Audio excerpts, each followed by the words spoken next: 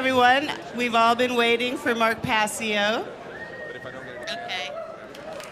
I am going to tell you that last night I realized that my inauthentic woman has been at battle with my authentic woman.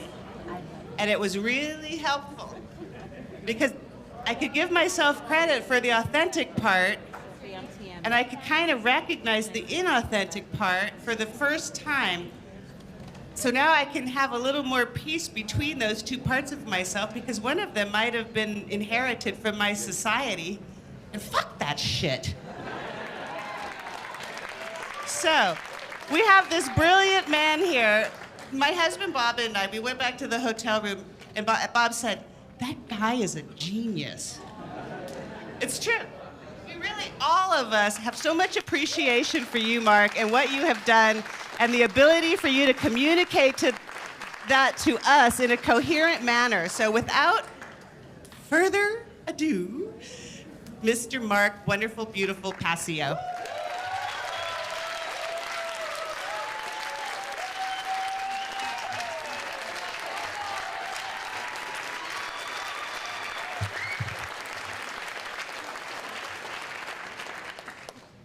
So much. You guys are so great. You're great.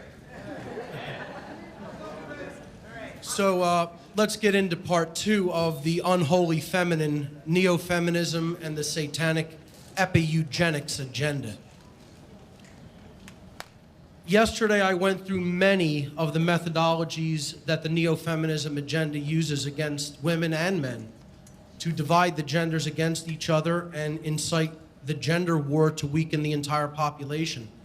I called these methods the war against the goddess because they are a direct attack on the authentic, sacred feminine that both women and men really carry within themselves.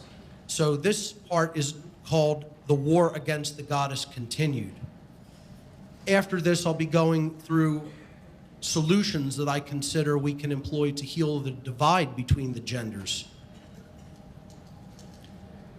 One of the next methods of manipulation I want to talk about is the concept of male privilege, this myth that is propagated by the neo-feminist ideology.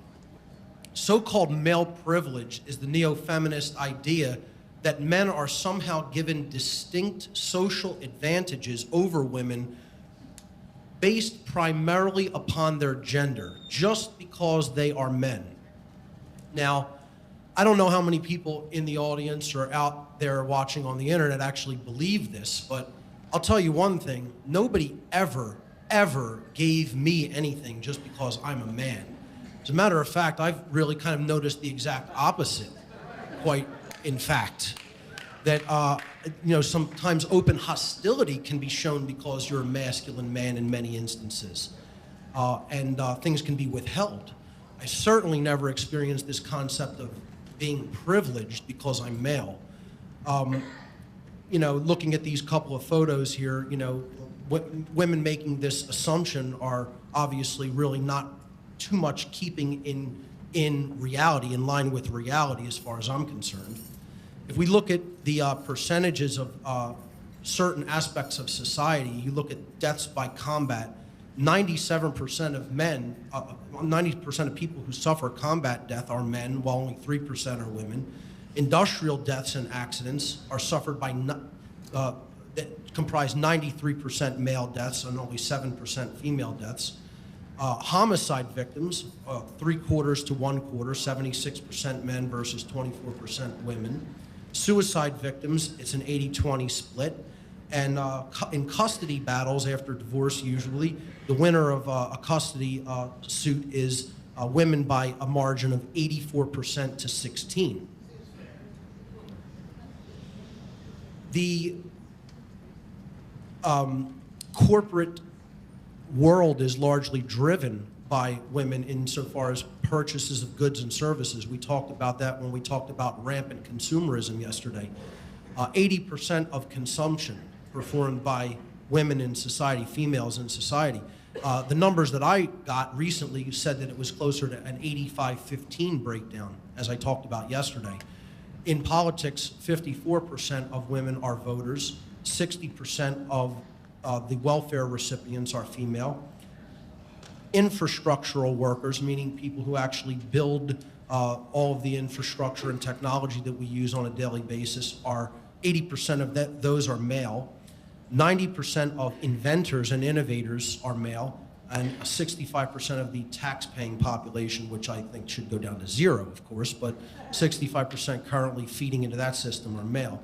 So, you know, it's difficult to see by a lot of these ratios and a lot of these statistics how there could possibly be an actual real thing known as male privilege in society. I personally don't see it as anything that is real. I see it as an invented concept to further try to drive a wedge between men and women in our culture.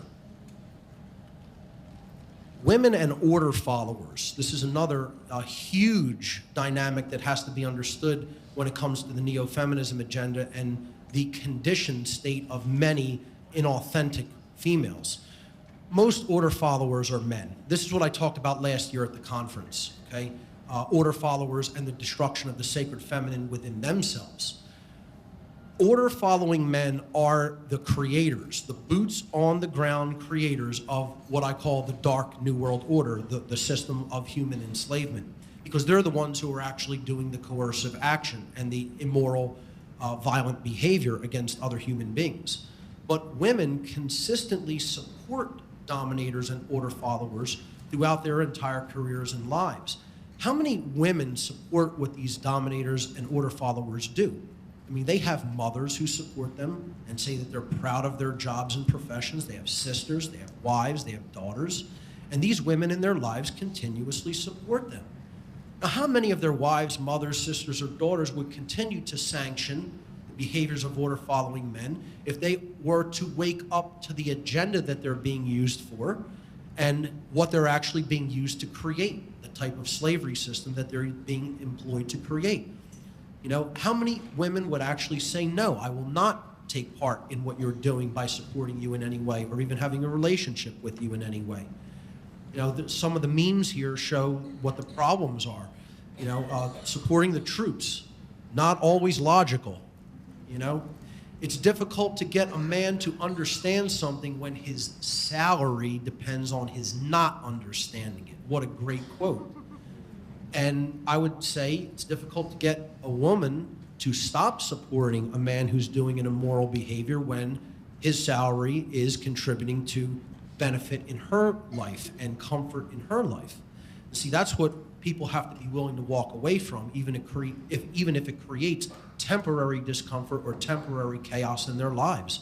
And that takes courage to do.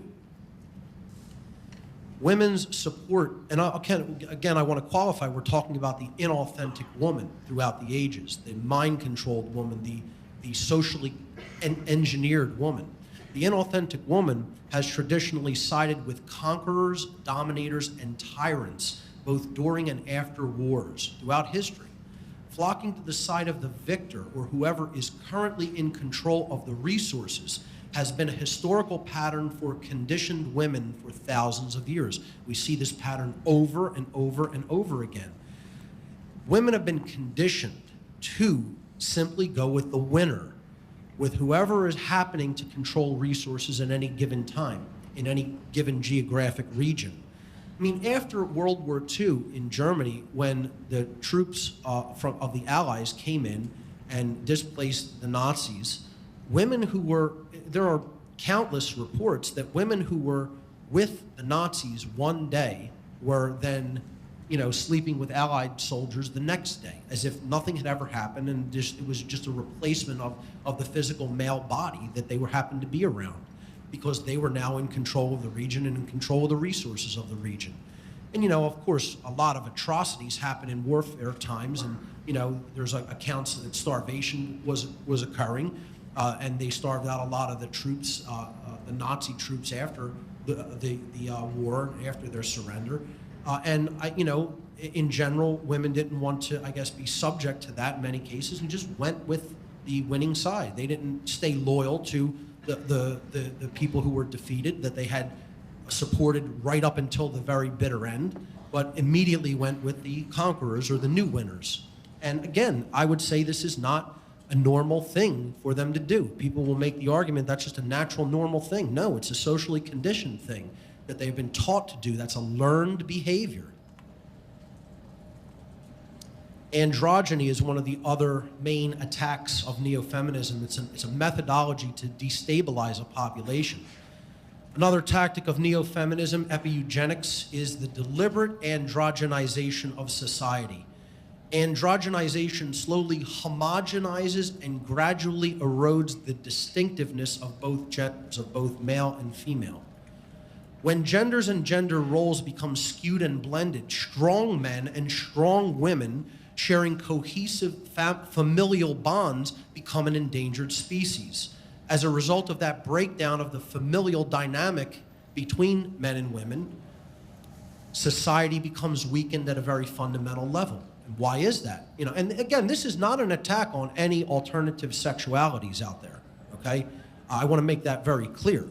This is explaining that the vast majority of human sexual interaction is between men and women, and when you androgynize that, or you gradually erode the distinctiveness between the genders, and you're breaking down that familial bond that they can create together, you're weakening a society, because you are ultimately going to create not only a divide between man and woman, but a divide between parents and children as a result of that breakdown, of that familial breakdown. So then that translates down to the next generation, especially when it comes to good parenting in many cases. Hand in hand with androgenization is again, the feminization of the male gender, okay?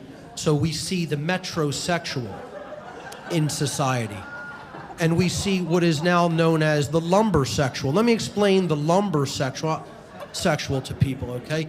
The lumbersexual is the type of man who really doesn't have inherent masculine traits, but wants to portray them anyway, wants to fake them or feign them. So he'll dress up like a, quote, real man might look, or a masculine man might look, a genuine man. And, you know, this is a trend going around in hipster culture right now for people who are familiar with it.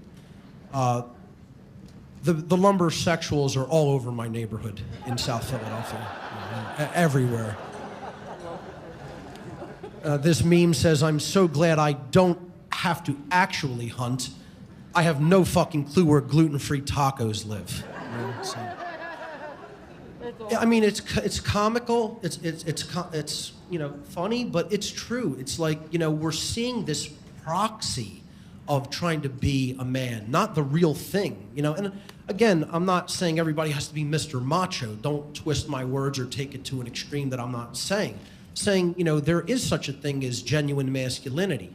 And, you know, instead of embracing that, you know, most men are becoming overly feminized. This is, again, part of the agenda through food, through medication, through things in the water supply and in the air. You know, it's basically depleting testosterone levels in men, as I talked about yesterday, and creating this effeminized male who then is trying to overcompensate by looking masculine, even though he doesn't actually have those characteristics within him.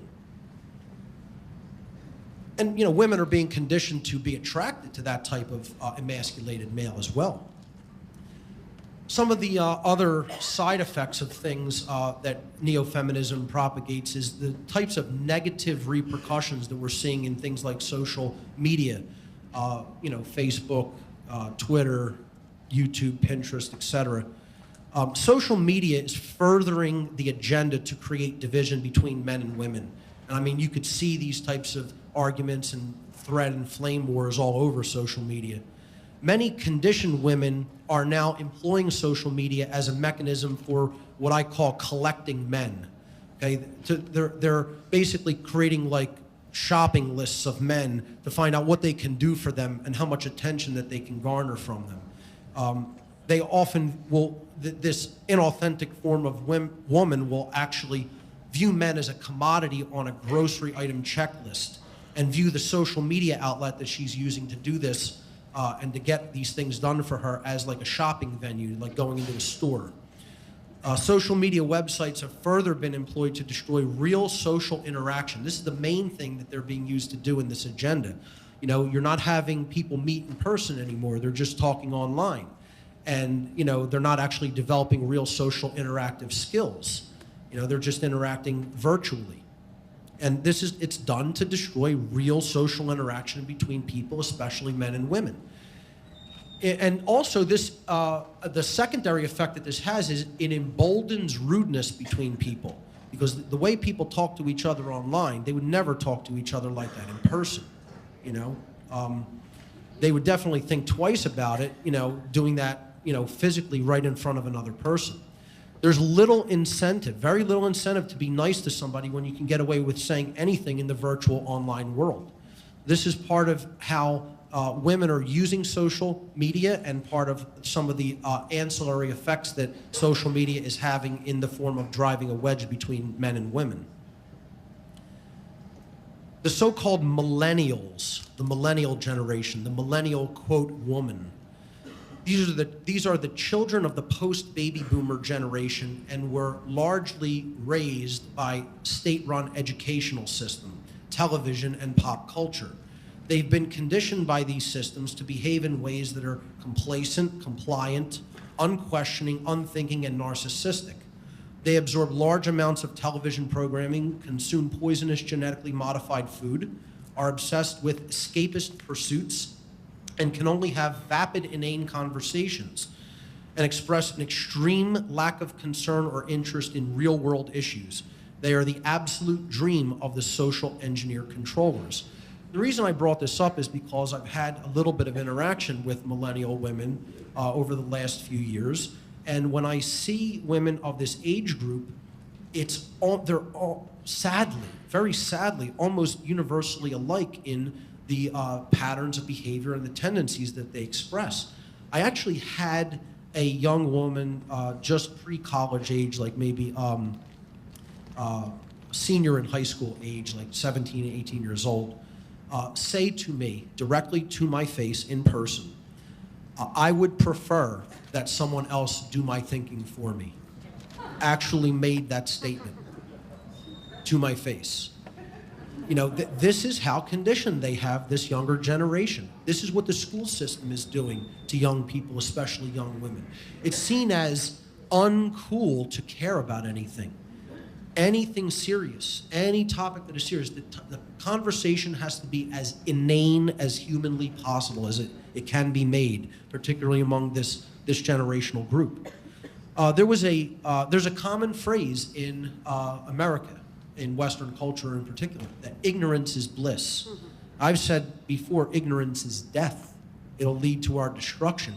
But in the ancient Egyptian tradition or the Kemetic tradition, there was a common phrase about ignorance, and it said, ignorance is evil.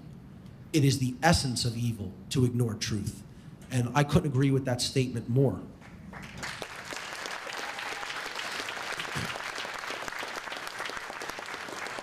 The consciousness of the so-called millennial woman has been programmed from birth by the state thanks to the complacency of their parents' generation, a generation largely that surrendered their freedom, abandoned health and nutrition for quote unquote convenience, traded their spiritual and moral values for those that they garnered from sitcom television, and handed their children over to the corporatized state where their minds were molded like clay into the types of inauthentic males and inauthentic females that we're discussing here today.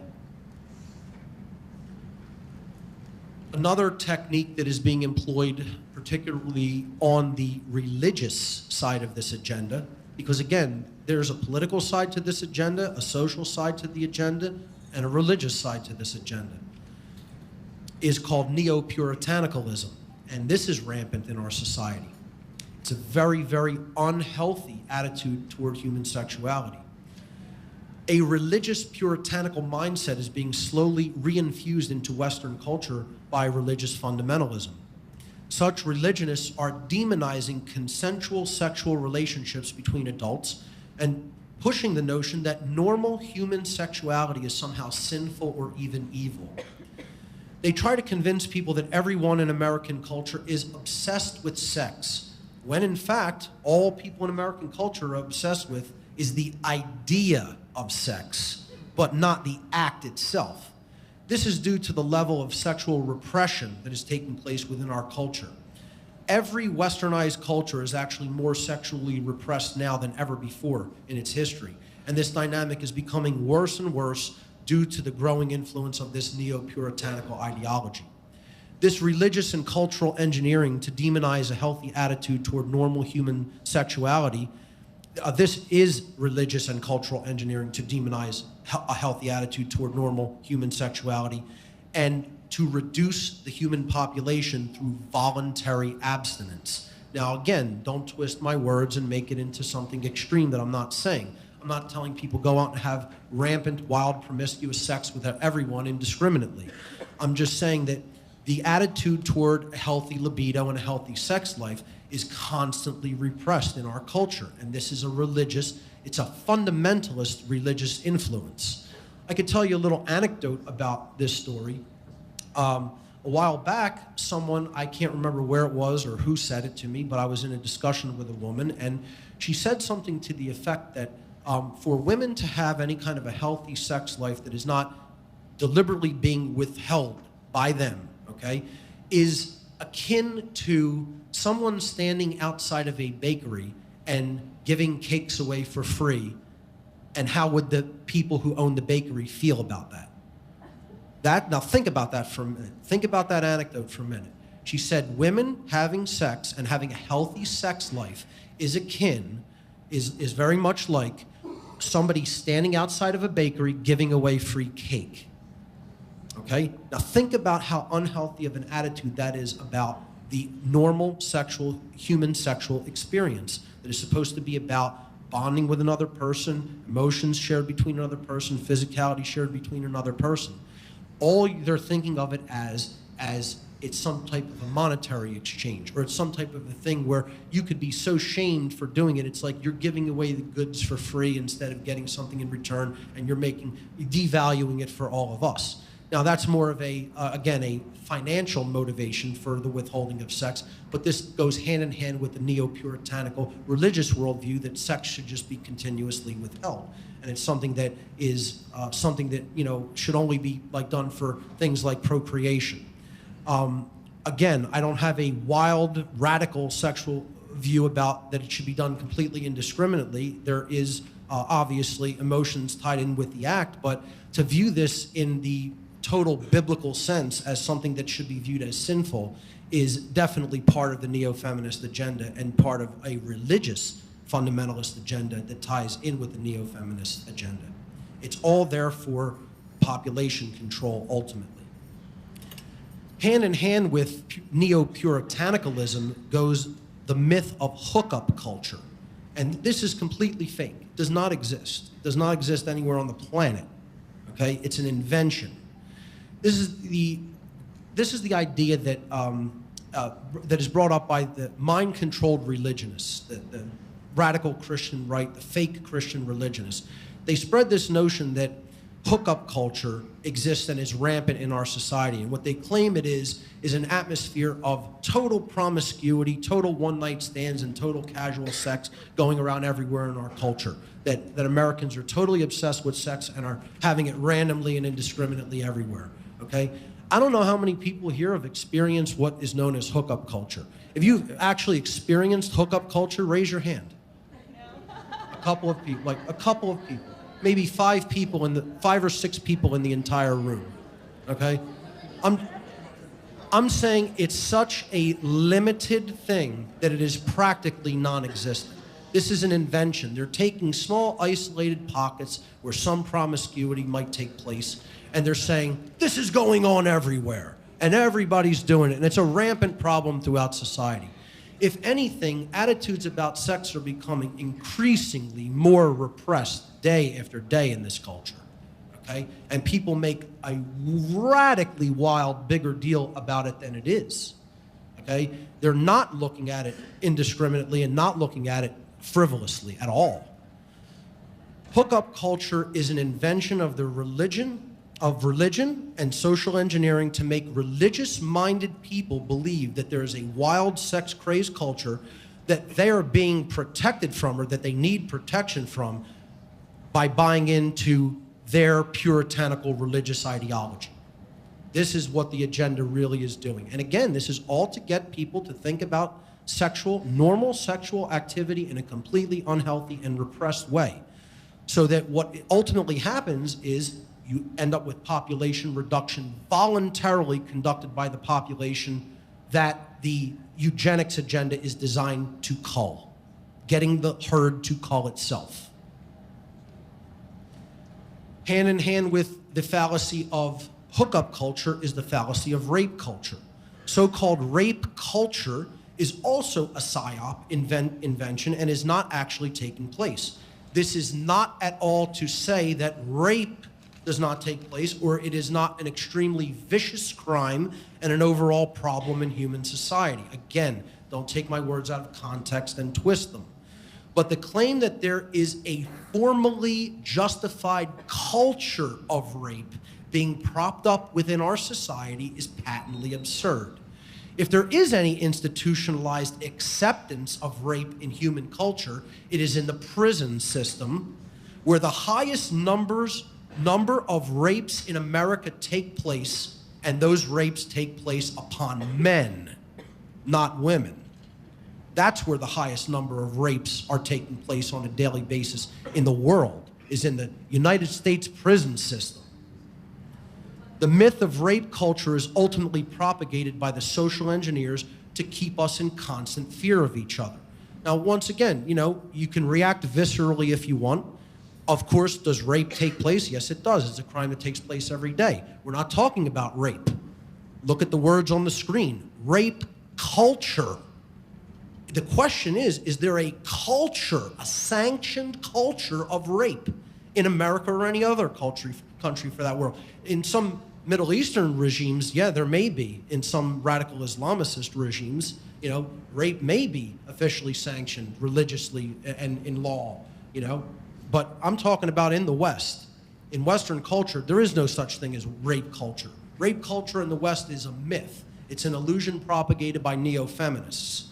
Okay? It's done to propagate fear. Again, this is all about fear of normal human sexual interaction. This is the theme here in this section. Propagate fear of normal sexual activity. Okay? You get people in fear, they start procreating less, the population is reduced, you're seeing less of the traits that you don't want to see in the culture. This is done to keep us in constant fear of each other. It drives the wedge between the genders. For example, the phrase that you hear by a lot of neo-feminists, every man is a potential rapist. I mean, this is the most ridiculous, nonsensical thing I've ever heard in my life.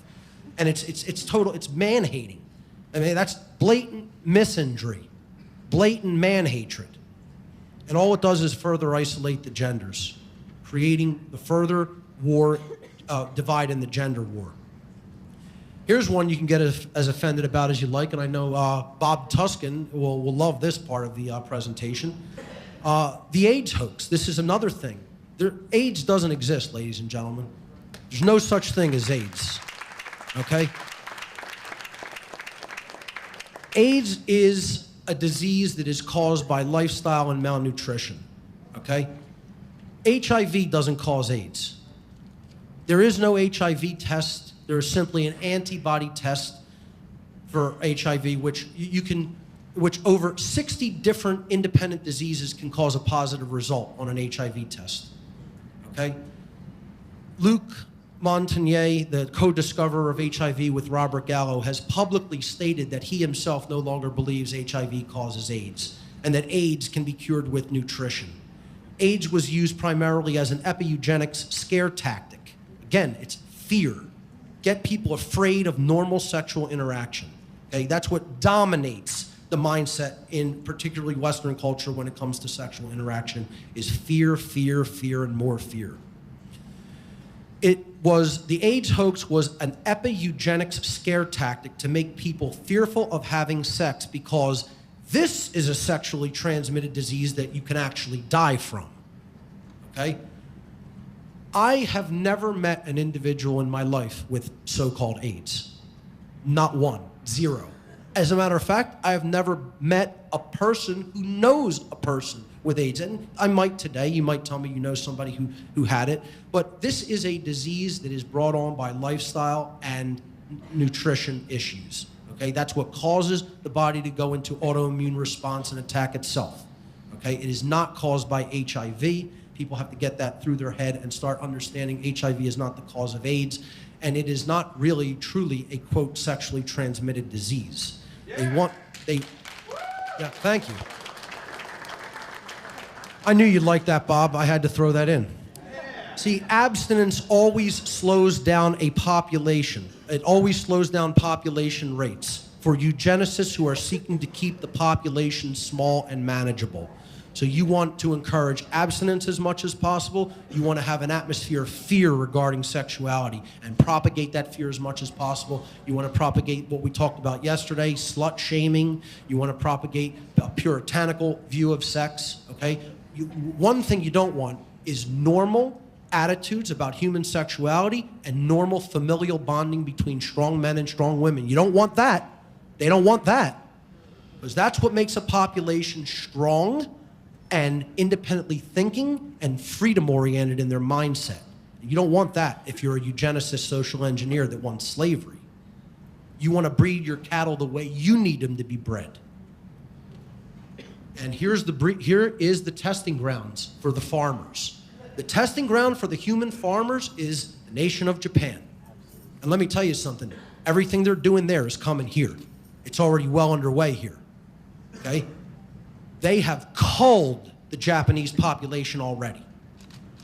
And you know, we could talk about Fukushima doing that even further and what it's good, the havoc it's going to wreak on sexual reproduction in Japan. All right? And that's no accident. It's no accident. You know, what happens in consciousness gets reflected on the grand scale when it comes to cataclysmic destruction in human lives and in the environment as well, because consciousness is directly related to those eventualities. The Japanese intimacy crisis, if you haven't heard about this, I suggest you get online and start researching it immediately. Japan is experiencing what is being called, in their own media, in their own mainstream media, they had to acknowledge it because that's how bad the problem is, an epidemic intimacy crisis. And Japan has the fastest declining population rate in the entire world. Almost half the population of Japan claims that it is no longer interested in any kind of sexual intimacy. Let me just repeat that. Half of the population of human beings that live in the nation of Japan say that they are no longer interested at all in any kind of human sexual interaction. Okay? That's what the social engineers have accomplished. They're techno-sorcerers, ladies and gentlemen. That's what these social engineers are. They are techno-sorcerers. I want to get back to that point after I finish reading the stats on this slide because I want to make a point regarding what's really going on in Japan and is starting to go on here. This is happening because of destroyed sex drives in both genders due to extremely low testosterone levels, which I talked about the importance of testosterone for normal vitality, strength, and human sexuality yesterday. Japan is merely the social engineers' testing ground for their depopulation agenda. The American intimacy crisis has already begun. It is already well underway, folks. It's just unspoken. Not many people will have the courage, like myself, to stand up here and talk about these issues because they don't want to be alienated from other people who they're afraid of what they think. Now, I don't care what you think of me. I'm telling you what's going on and what I know is directly being directed by the people who I used to work with and for. I'm telling you, they told me that they were conducting these eugenics agendas. And I didn't believe it coming out of their mouth. And I'm no longer laughing about it, folks. I'm no longer saying, oh, no, you can't possibly do that to a whole population. You're not that powerful. They're getting it done. And these statistics will prove it. See, the American intimacy crisis is happening now, and our population is starting to plummet just like Japan's is. It's just unspoken, and it's not going to make the controlled headline news because they're not going to tell you what I'm telling you. Here's the statistics of the Japanese intimacy crisis. half the population, age 16 to 49, had no sex in the past month. 27%, almost 30% of men have claimed, 1 in 3 men almost claim they're not interested in sex anymore ever again. Almost a quarter of women, when polled, they're not interested in sex anymore ever again. 1 in 4 females, no interest in sexual activity. 61% of men age 18 to 34, not in any kind of a relationship, any kind of a romantic relationship with anyone of either gender. Half of women 18 to 34, not in any kind of a romantic relationship with either gender. 36% of men in that same age group, 18 to 34, are still virgins, have never had sex. 39%, 40% almost of women age 18 to 34 in the nation of Japan, still virgins, never had sex once, 18 to 34. Now, you look at all those statistics together and you tell me that that's a naturally occurring trend, you're out of your goddamn mind.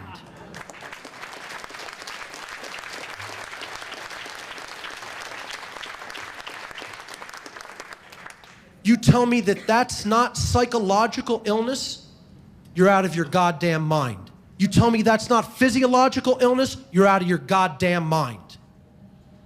You tell me that's not social engineering, you're out of your goddamn mind. That's human farming. Human farming is what that is. Get as offended about that as you like. That's what's going on. People should be enraged about something like that, about their ability to cull human population numbers like that. You should be enraged about it, because it's coming here now. The rise of asexualism. Asexuals are people who do not experience any sexual attraction to anyone else. Asexualism is characterized by a total disinterest in all sexual behavior. And that's what the human farmers are breeding in Japan and are going to start breeding here in the United States. They've already well begun this. Contrary to the claim that asexuality is not a physical and or psychological disorder, that is precisely what it is. This is not a naturally occurring thing in the human genome or in the human population. This is something that is brought about by absolutely demolished testosterone levels in both genders, and it is brought about by mind control social engineering regarding attitudes about human sexuality. Okay? I liken this. How many people have ever researched the people who think that their limbs don't belong to them and want to remove their limbs? Okay? This is one of the most disturbing things you will ever research. Look up like the phantom limb syndrome or something, and I don't mean like people who have had limbs amputated and think that they're still there. There are people who think, my arm doesn't belong to me. My leg doesn't belong to me. I need to get rid of it to feel comfortable in my own skin. Okay? This is an issue. It's a psychological issue going on in the brain that is a profound imbalance in the being, in their psychological makeup. Okay? And it's not a normal thing. It's a psychological illness. It's a disorder. You know, these people, you know, I'm not saying they're committing any violence or anything like that against anybody or should be discriminated against. But don't try to tell me this isn't a disorder. This is an illness. It's not normal. To look at it as normalcy, it's like you're looking at someone who's affected with profound cancer as you're just normal. You're not sick. It's an illness, folks. Let's call it what it is. Okay? And it's an example of what social engineering and low testosterone levels in men and women will result in. And it's rising by the day. The sexodus is a term used to describe a movement in which men, largely young men, who have recognized the ubiquitous unacceptable behavior of the conditioned female are, quote-unquote, giving up on women altogether and no longer pursuing any type of relationship with them, romantic or otherwise. I see the so-called sexodus as a reactionary stopgap and a short-term defensive mechanism that are employed by men who realize that there's a profound problem at hand between the genders, but they only recognize the symptoms of that gender war at a skin-deep level. And so they're reacting to the symptoms, okay? They have not yet penetrated to the root causal factors that underlie the condition, which is, of course, rampant social engineering that is utilized by the control class. Almost always, when I look up on, let's say, MRA forums or MGTOW forums, which I'm going to talk about a little bit later, or type in the term sexist and see what people, particularly men, are saying about it, almost zero of these people ever mention the term social engineering or mind control. Almost zero. It's negligibly talked about, if ever at all, because these people are unaware that a dark priest class that holds occult knowledge about the human psyche is absolutely wreaking havoc on the human population who don't know a goddamn thing about themselves. And it's a piece of cake for them to do. It's like a chess master playing an absolute novice who's never looked at a chessboard. They're going to get their ass kicked hard because they don't have the knowledge to combat these psychopaths who have it. The playing field's not even close to being leveled. It's completely skewed and imbalanced, and people aren't even trying to build their way up in the knowledge of themselves to combat these absolute control freaks who are doing this. And they told me they were doing this to a point where I wanted to murder the people in the room who were telling me this to my face. That's how enraged I would get. And I knew if I did anything physical to them that I'd be killed. So I had to shut my mouth and hear what they were saying about what they were doing to the human population.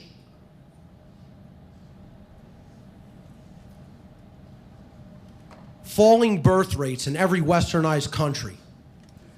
Human births must be maintained at a 2.1 replacement rate for a population to remain steady. The birth rate in the United States currently stands at 1.86. Now, see, like right there, I know most people don't even understand what those numbers mean, because there should be an appalling gasp if you understand how low that figure is. And let me tell you something, that's nowhere near where Japan's is at. I don't even have the statistic handy right now, but it's nowhere near 1.8. That's eugenics. Clear and simple. I mean, as clear as a bell in my mind, because I know what these numbers mean. It's at 1.86 and rapidly falling, and people think there's overpopulation.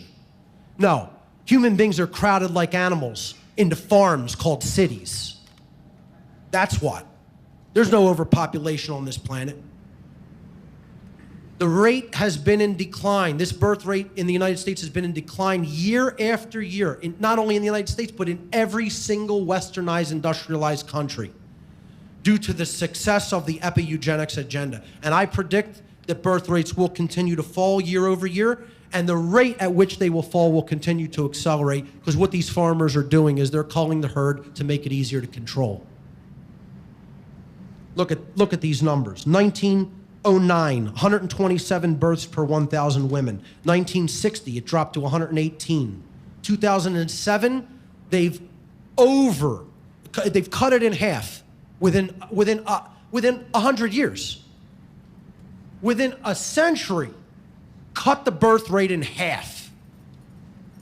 It's going to take 4 more generations. The population of every Western culture is going to be at 1/4 of where it is now. And then you want to see the control system take off and go into absolute crazed mode, you're going to see what happens when they can more easily control less people. Stands right now at about 63 births per 1,000 women and rapidly declining.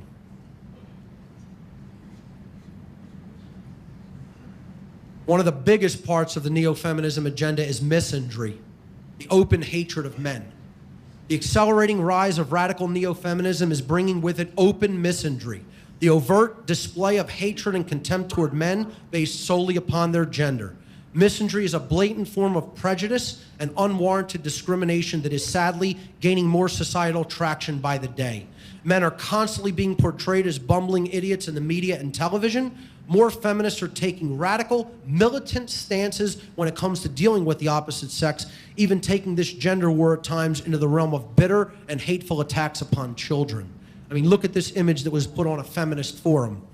All the things that they wrote on this baby and then photographed.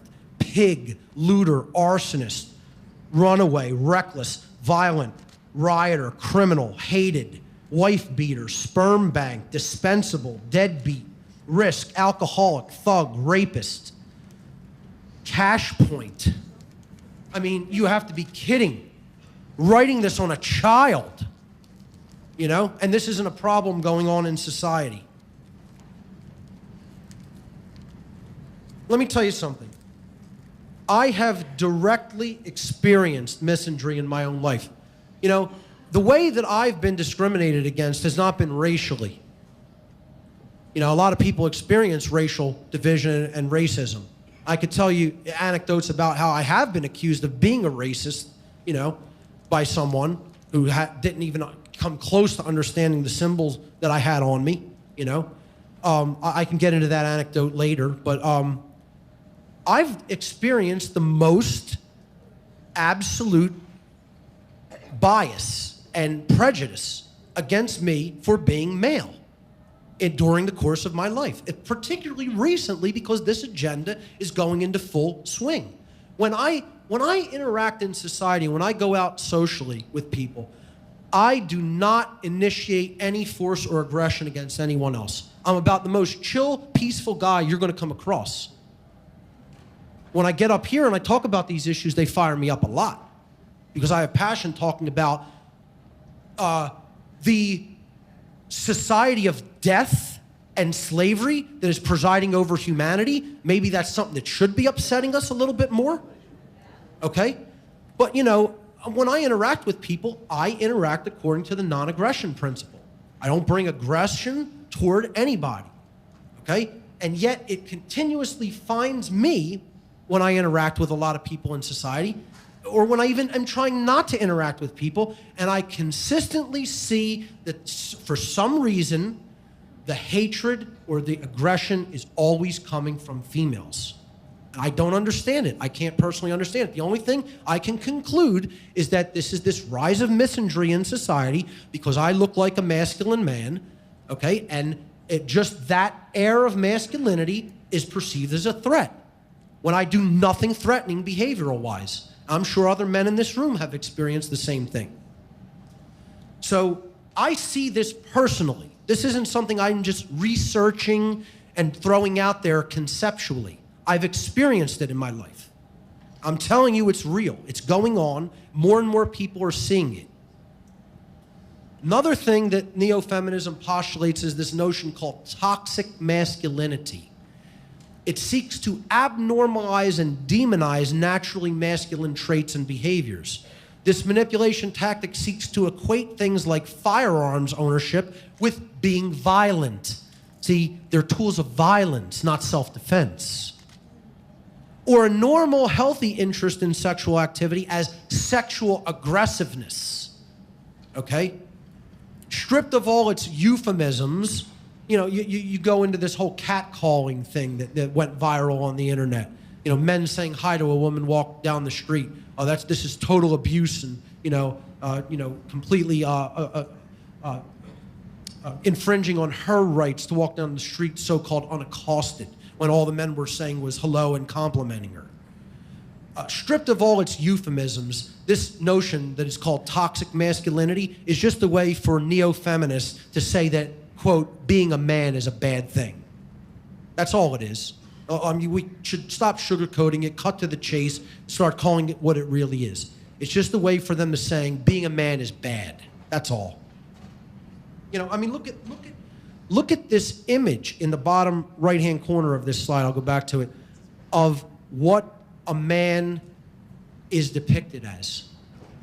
A man having sex with a woman is depicted as a demon. A demon. This was on a feminist blog that I encountered. okay? I mean, just imagine that. Saying, what, men are demons because they find women attractive? Totally normal masculine trait? I mean, these are the notions that are being propagated about normal human sexuality in our culture. And it's a real, very real and rising problem, folks. And we better start addressing it now, because it's getting worse, not better. Couple of anecdotes I have. These are you know, things that the neo-feminists say that men are doing. You know, man-spreading. How many people have heard of the term man-spreading? Much less than I would have thought, although I'll have to explain what it is to the bulk of people here. Man-spreading is this term that neo-feminists have invented for when men sit on a chair with their legs spread, their thighs spread, because they happen to have these things called testicles. Well, some of them do. You know, like on the subway, they actually have signs on the New York subway, "Dude, stop the spread, it's a space issue." They can ticket for this in New York City. Cops can give tickets. What do they have, a ruler? They go around with a tape measure? Oh, that's 21 inches, sir. No, that's man-spreading. We'll have to issue a citation. I mean, are you absolutely kidding me? I mean, the first time I ever heard of this term, Barb told it to me, okay? She was like, well, look at the stickers they're putting on the New York trains, the subway trains. And I look at it and it goes, "Stop man-spreading." And it has a dude with his legs spread out. I'm like, oh, that's a funny joke. And she's like, no, it's not a joke, that's for real.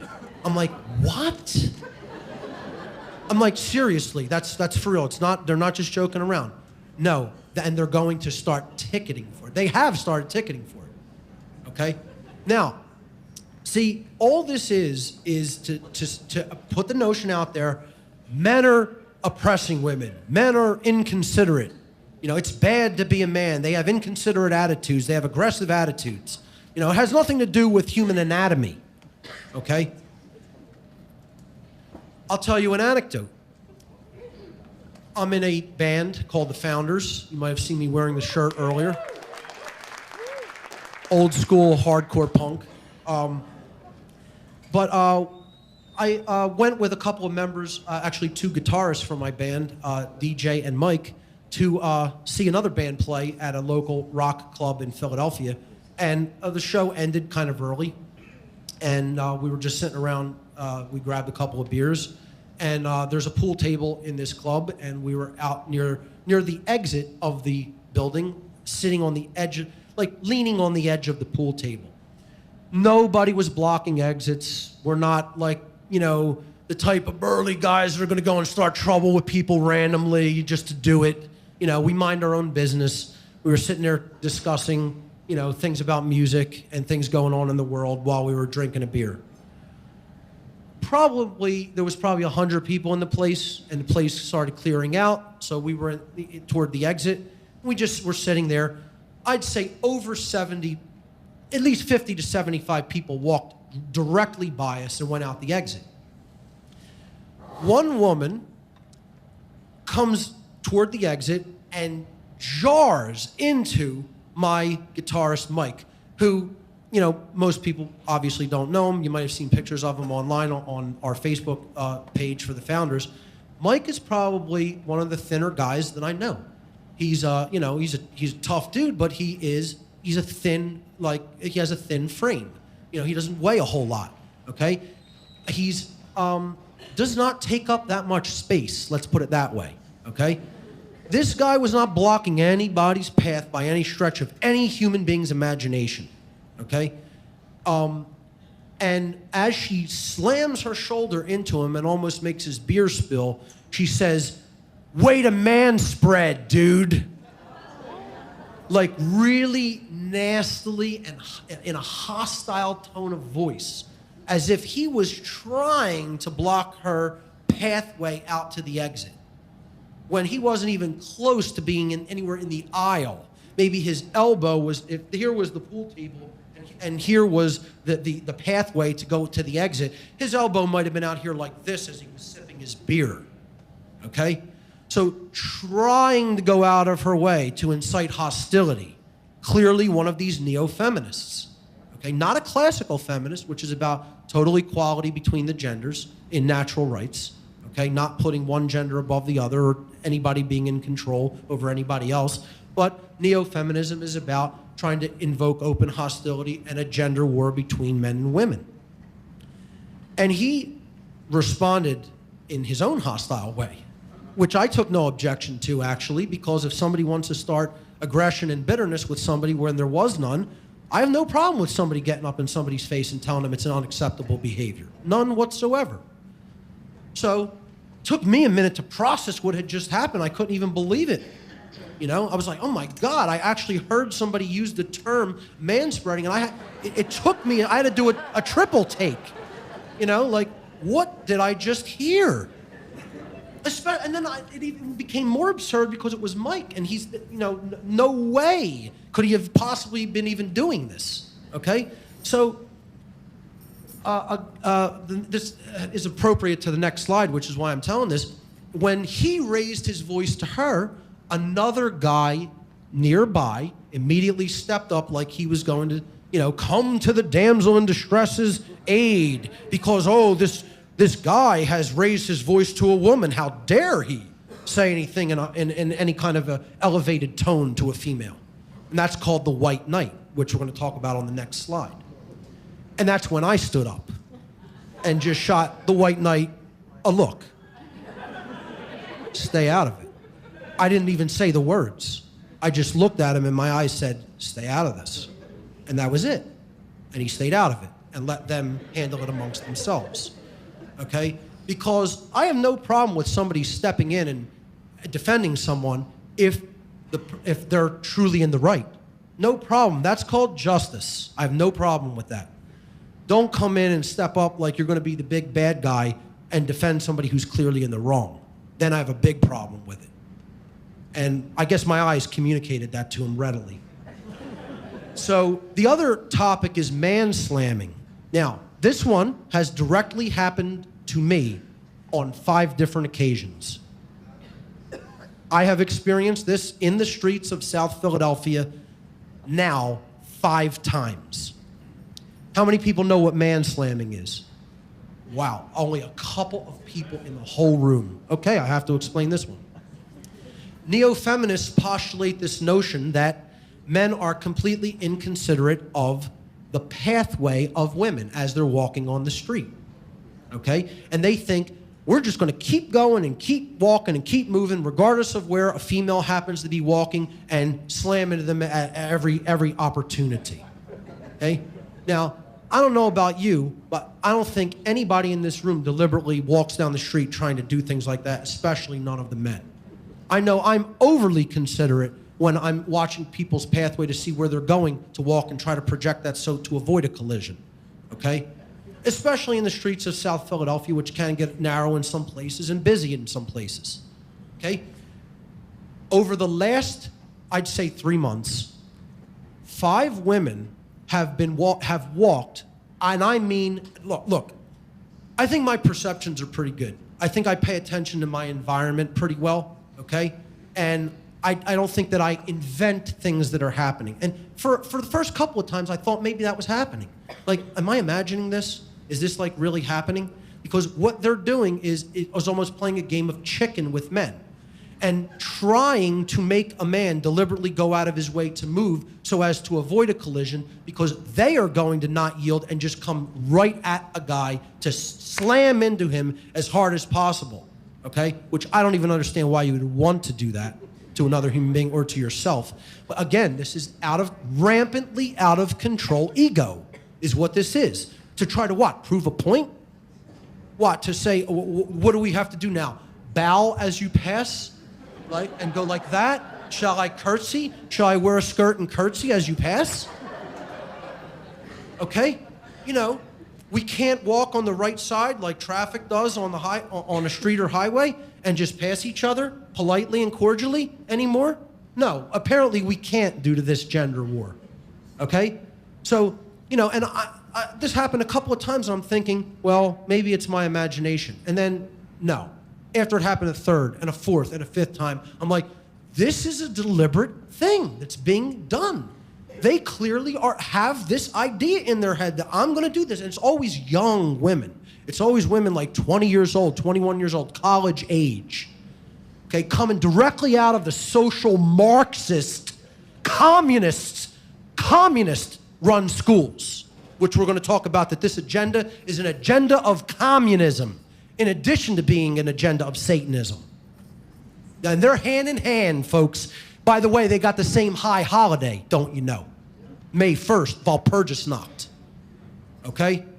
That's not an accident. You think May 1st is the high holiday of communism and Satanism by accident? Yeah, keep believing that. So, man-slamming, okay? Deliberately walking into a man to try to prove he won't move for you. Now, this happened to me 5 times, and it was attempted a 6th.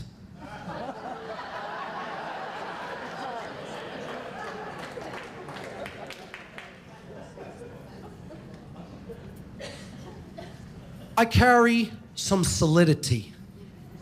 I'm not the tallest guy in the world. I'm not the biggest guy in the world. I have a low center of gravity, though. Ask my martial arts instructor if I'm strong. Okay?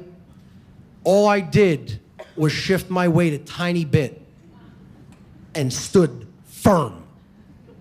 That person won't be man-slamming anybody else because they bounced off of me like a rubber ball.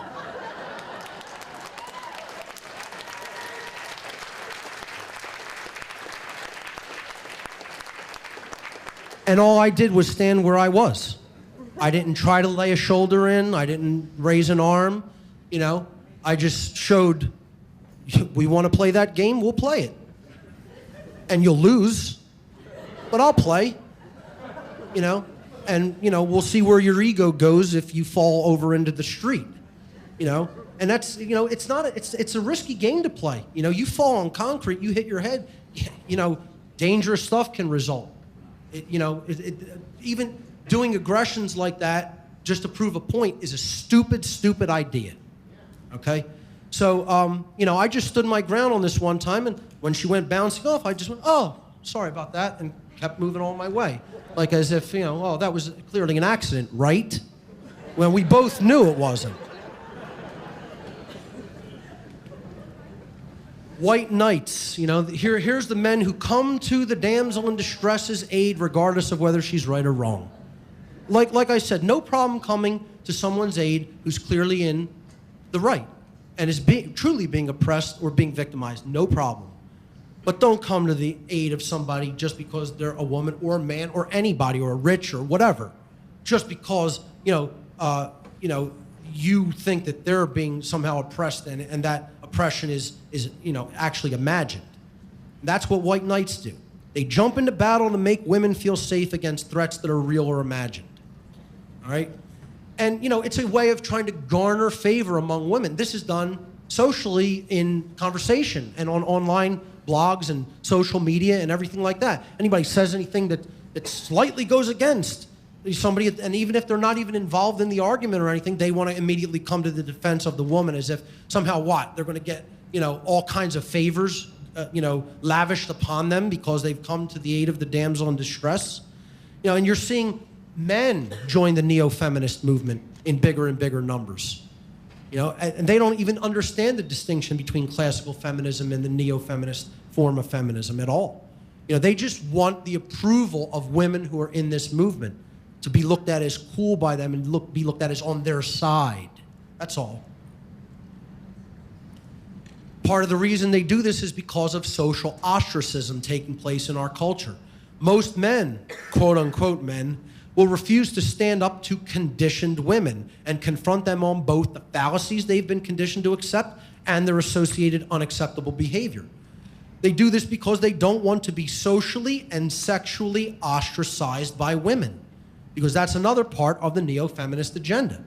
if you don't agree with my cause, or if you don't agree with my take on any given social issue or political issue, well, I don't want to be around you. You're ostracized. You're not welcome to be here. I'm certainly not going to have any interaction with you on any kind of a friendly basis, and certainly not on a romantic basis. Okay, so this is done to isolate people and to marginalize people.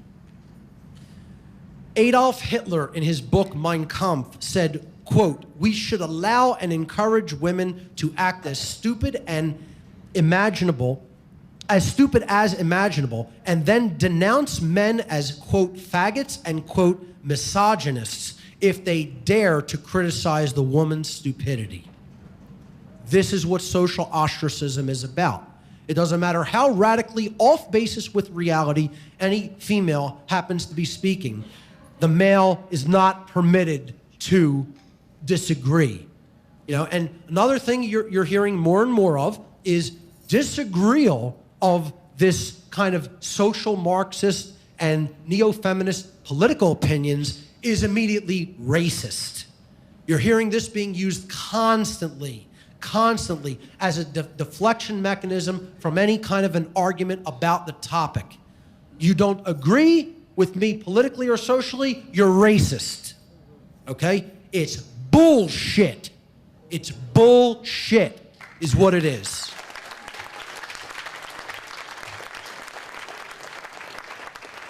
I don't even see race. Race is not even a factor in anything I consider. I've told people from day one I'm about ending all forms of slavery. Slavery in all of its forms. Okay, that's what my entire philosophy is about.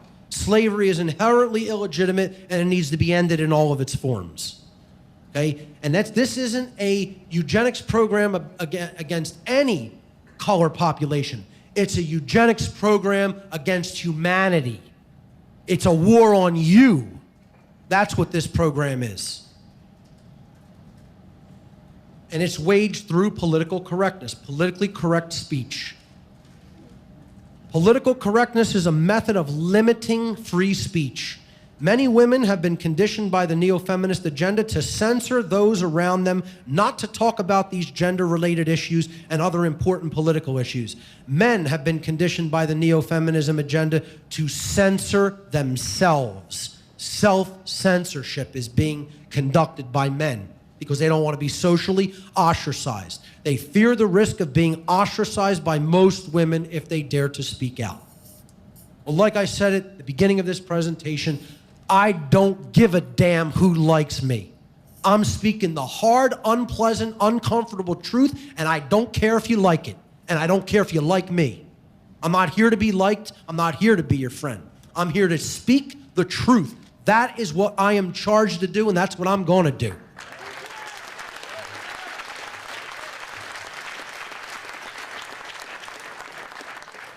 MGTOW, M-G-T-O-W, standing for Men Going Their Own Way, and MRA, Men's Rights Activism, lacking causal factors and solutions.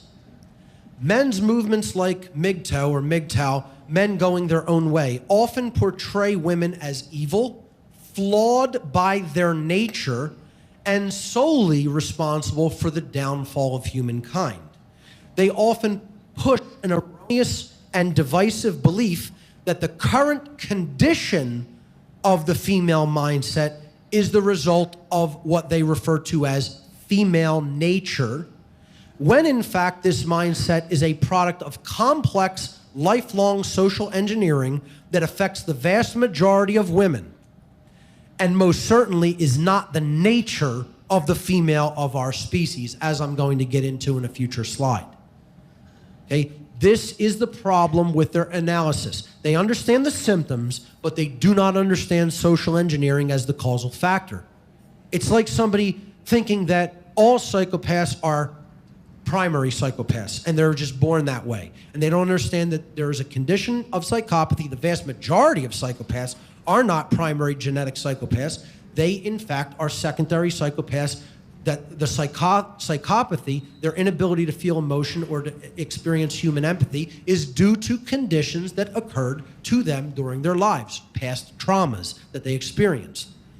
Well, social engineering is a form of mass trauma. that's taking place against the psyche of the female of our species, okay? And it is the reason that these behaviors manifest themselves. It is not that way from birth. If this hidden hand of the social engineers were not continuously repressing true human female nature, the inauthentic women would not be behaving the way that they do in our society. We have to understand that. You start blaming it on women as a species, as just, you know, the gender. We're getting further down the line of the gender war and divisiveness between the genders. You're not working toward healing the divide. And you're actually missing, you're thinking from an absolute flawed, axiomatic point of view, because you haven't actually done enough homework to understand how this is being done. I told you, when I go on MGTOW or MRA forums, it's almost it's almost negligible when they are talking about any forms of social engineering, and the term mind control just never comes up. Because if they do ever talk about it, they'll talk about the societal influences. That's the euphemism they'll use. They won't call it mind control, which is what it really is, okay? They have no knowledge of it because they have no knowledge of the occult. Zero. These people have no knowledge about how occult knowledge can be wielded to affect the mind of someone else. None. And that's the problem with these movements. They're correct in their analysis, incorrect in their causal factor analysis, and incorrect certainly in their solutions. Men's reaction movements such as MGTOW and MRA, men's rights activism, like many other activist groups, will often correctly analyze the symptoms of the problem, but do not have an accurate understanding of the causal factors of the problem, and therefore also lack any true empowering long-term solutions. A quote-unquote solution often presented by many in these reactionary movements is for men to completely, quote, drop out of human society or to no longer have any interaction whatsoever with women unless they are receiving some sort of overt benefit for the interaction. Those within these movements should not expect any improvement in the conditions which they analyze until and unless the main causal factor of social engineering or mind control is recognized and addressed by them. And that's why the idea to drop out and stop interacting with women is not a solution. The solution isn't about not interacting with women. It's about explaining what the hell has been being done to women to them. That's the solution. And you know what? Most men want no part of that work, and most women don't want to hear it. That's the truth of that. And you know what? It doesn't matter. I'm going to keep speaking it anyway. Doesn't make a difference who's listening. Because that's the right thing to do. I don't do this because I even expect anything to change. I don't do this because I care about specific people. I do this because I care about truth. And I care about freedom, and I'm going to try to influence it for greater freedom. I'm going to try to influence society to move toward greater truth and greater consciousness. It doesn't even make a difference if the effect happens long-term or not. I'm doing it because this is what I'm here to do. This is how I'm investing the time in my life, and most of all, because it's right.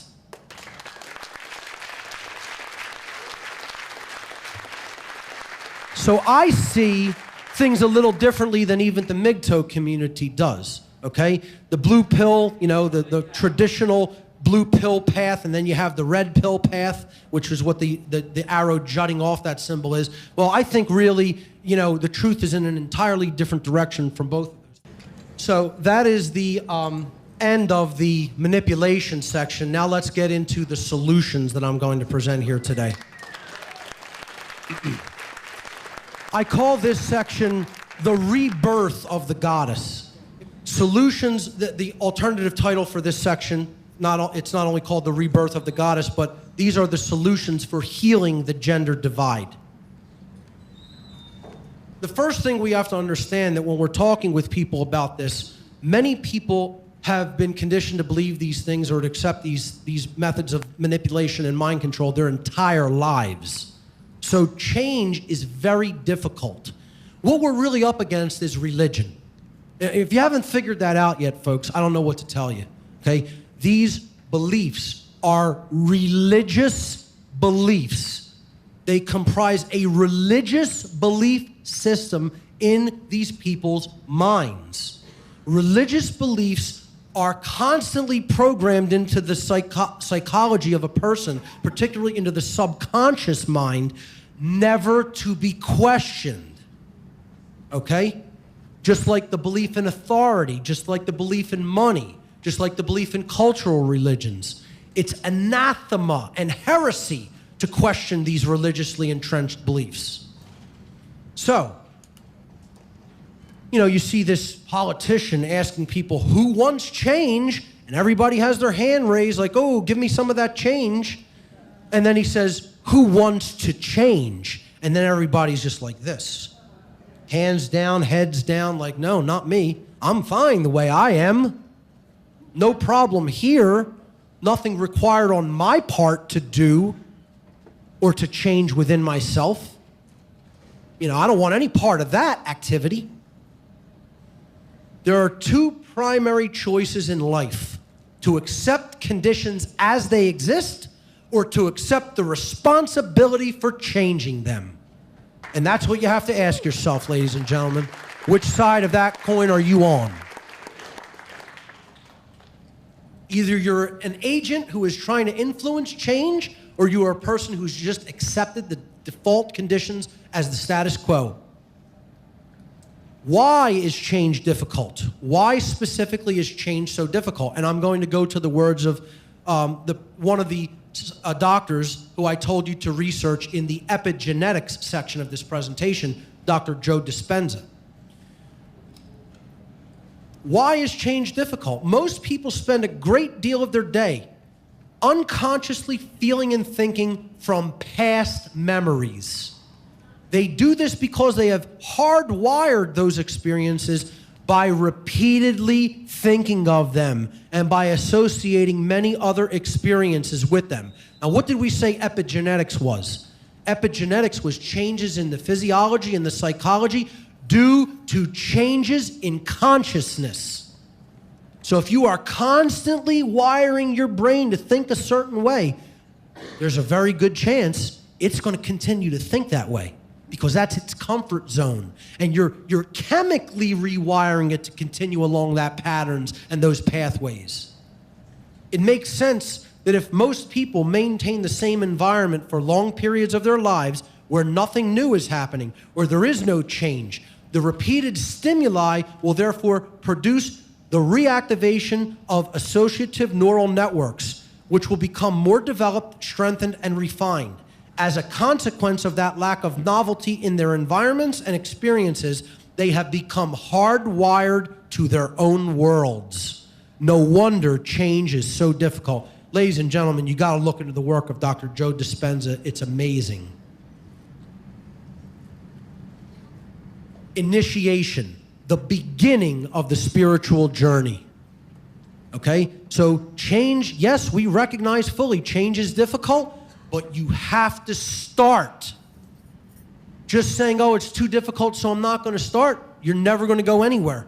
You have to begin the spiritual journey somewhere. That's what the word initiation means. It means to begin, to start. The dark occultists that I work with, the Satanists in the grottos that I was a member of for brief periods of time, they had a phrase that they called the human herd. They called us the unbegun. It's the most esoteric term I've ever heard applied to the bulk of the human, the masses of humanity. The unbegun.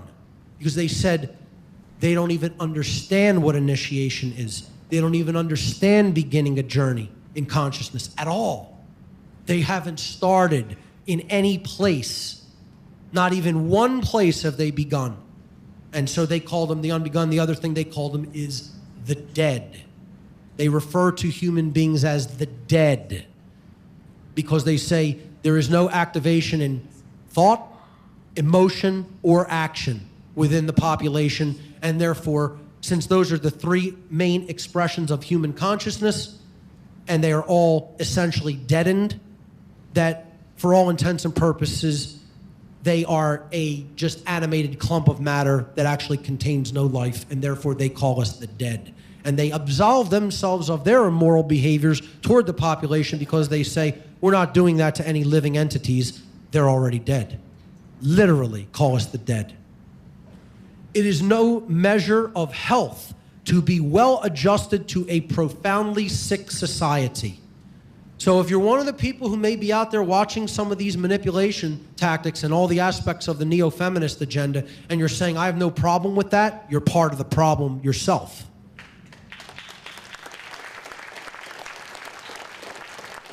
You should be horrified by the manipulation tactics and statistics and agendas that I talked about in the problems section of this presentation. And you should begin to make the realization that they are real and happening. And if not, you need to do a lot of research on your own. And you need to do a lot more social interaction on your own among people who are not in your normal social circles, so you get a more rounded and eclectic view of what's really going on. That's a big problem for most people. They tend to hang out in their own little circles around people who are just like them, and they think everybody's like this. Nonsense. Come with me and let's hang in Philadelphia one day. I'll take you to some places where you'll see some of the lowest consciousness you ever imagined. You know? And those aren't even the worst places. So you have to recognize that the problem is real and it's as bad as it is. I'm telling you, it's probably worse than what I've explained. One of the great French spiritual philosophers, Henri Bergson, said, fortunately, some are born with spiritual immune systems that sooner or later give rejection to the illusory worldview grafted upon them from birth through societal conditioning.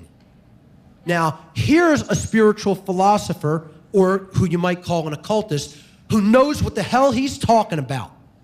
Okay?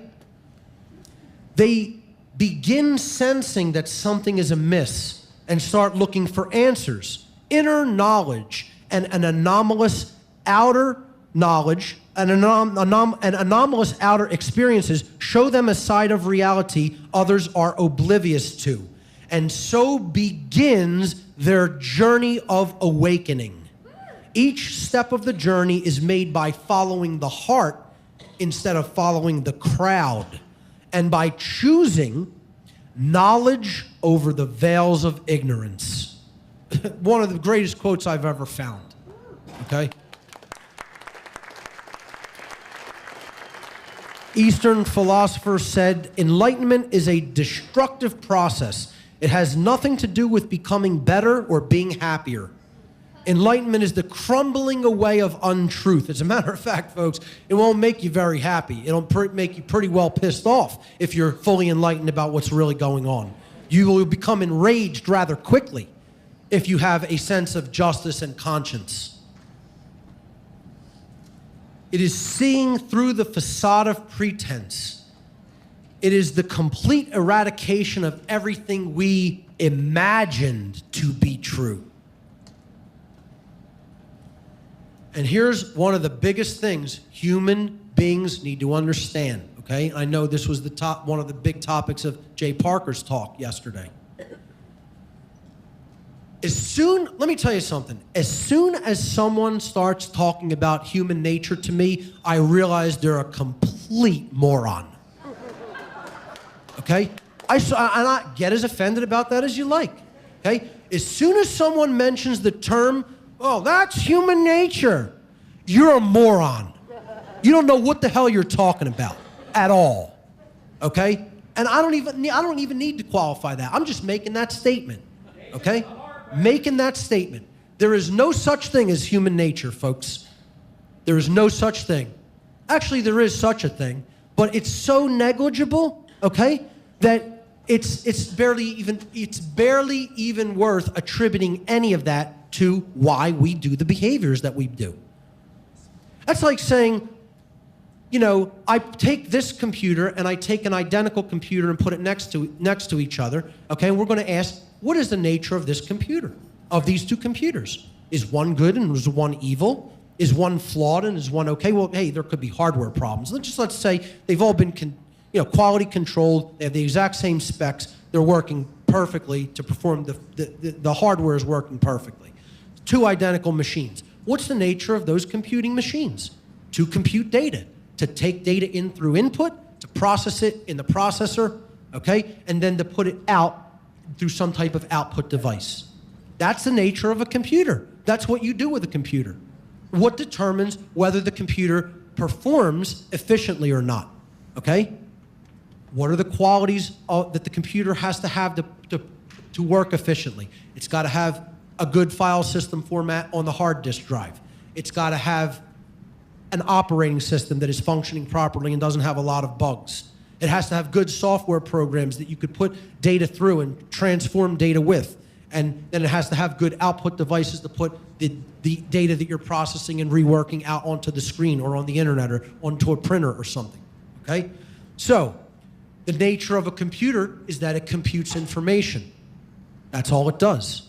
Well, what is the nature of a human being? It's very similar to the nature of a computer. Not to say that human beings are computers, because they are not computers. They're not just biological computers. But we have a similar nature to a computer in that we take information into ourselves, we process it, we weed it out for inconsistencies, and then we act upon it in society. This is the trivium method. This is the trivium process. Input, processing, and output. Okay? So, human beings, their actual nature is, like a computer, they are a programmable species.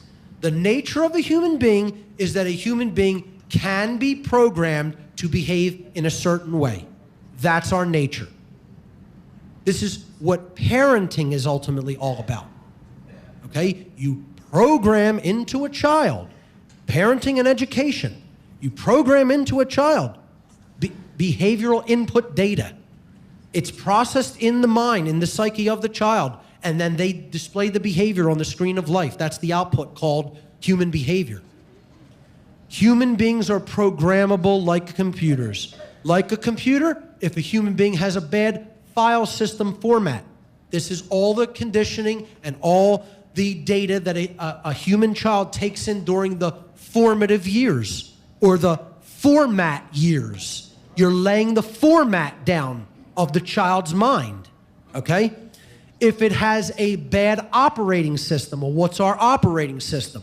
Our operating system is our culture that we're operating in, our society. If that's already fouled and polluted and really messed up, and people's brains are badly damaged and their behavior is really bad, you're already operating at a disadvantage because your operating system that you're working in is already totally screwed up, okay? And if they have bad software programs, if they've been given bad software programs full of bugs, okay, that's the rigid and erroneous and dogmatic beliefs that people have been conditioned to accept through social engineering. In other words, that's religion.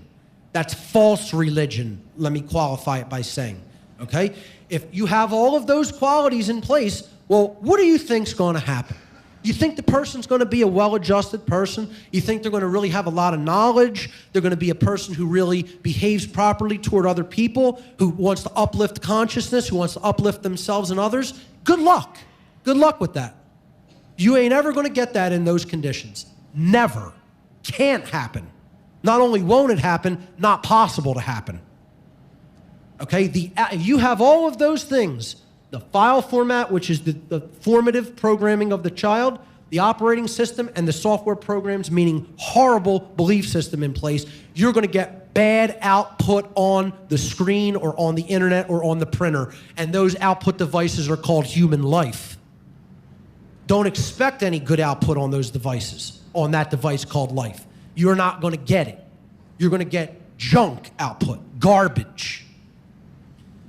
So if, you know, and once that's bad for multiple people, it collects, it grows in the aggregate sense. And then you have deteriorating conditions in the aggregate scale, the mass scale of humanity.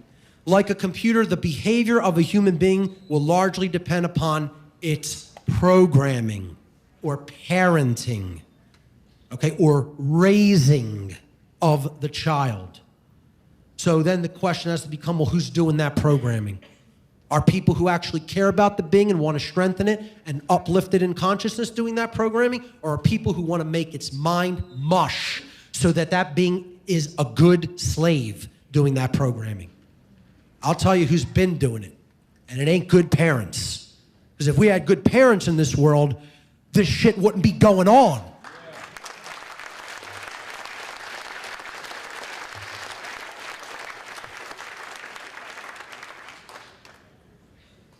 The quality of the behavior that a human being outputs onto the screen of life is going to be largely dependent upon the programming that that being receives. And that programming means the quality of the information that that being is receiving, which enables it to process and create effectively, to understand its environment and to create its environment in a way that is bettering and uplifting for itself and everyone around it, okay? Now, that means all of the information coming in. That means food, air, water, and actual what we think of as information, as data about things going on in the world. All of that has to be pure and non-polluted, okay? Or you're going to get errors in the biological system, errors in the psychological system, okay? If garbage goes into a human being, garbage comes out of the human being. If quality information and quality nutrients and quality energy goes into a human being, quality comes out of the human being. And they put out into the world good, positive energy. So if the world is the way that it is, by absolute definition, what do we have to be programming our children with? Quality or garbage? Garbage, largely. Or the world could not be the way it is. It could not manifest itself the way that it is. So, you know, that's the hard truth. That's what human nature is, folks.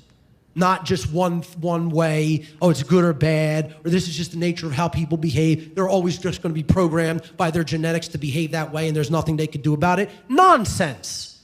We have free will choice. We exist in a free will universe. You always have a choice. You're not controlled by your genes. Consciousness precedes gene expression. You change the way you think and believe, you could change the manifested result in the so-called external domain called the world.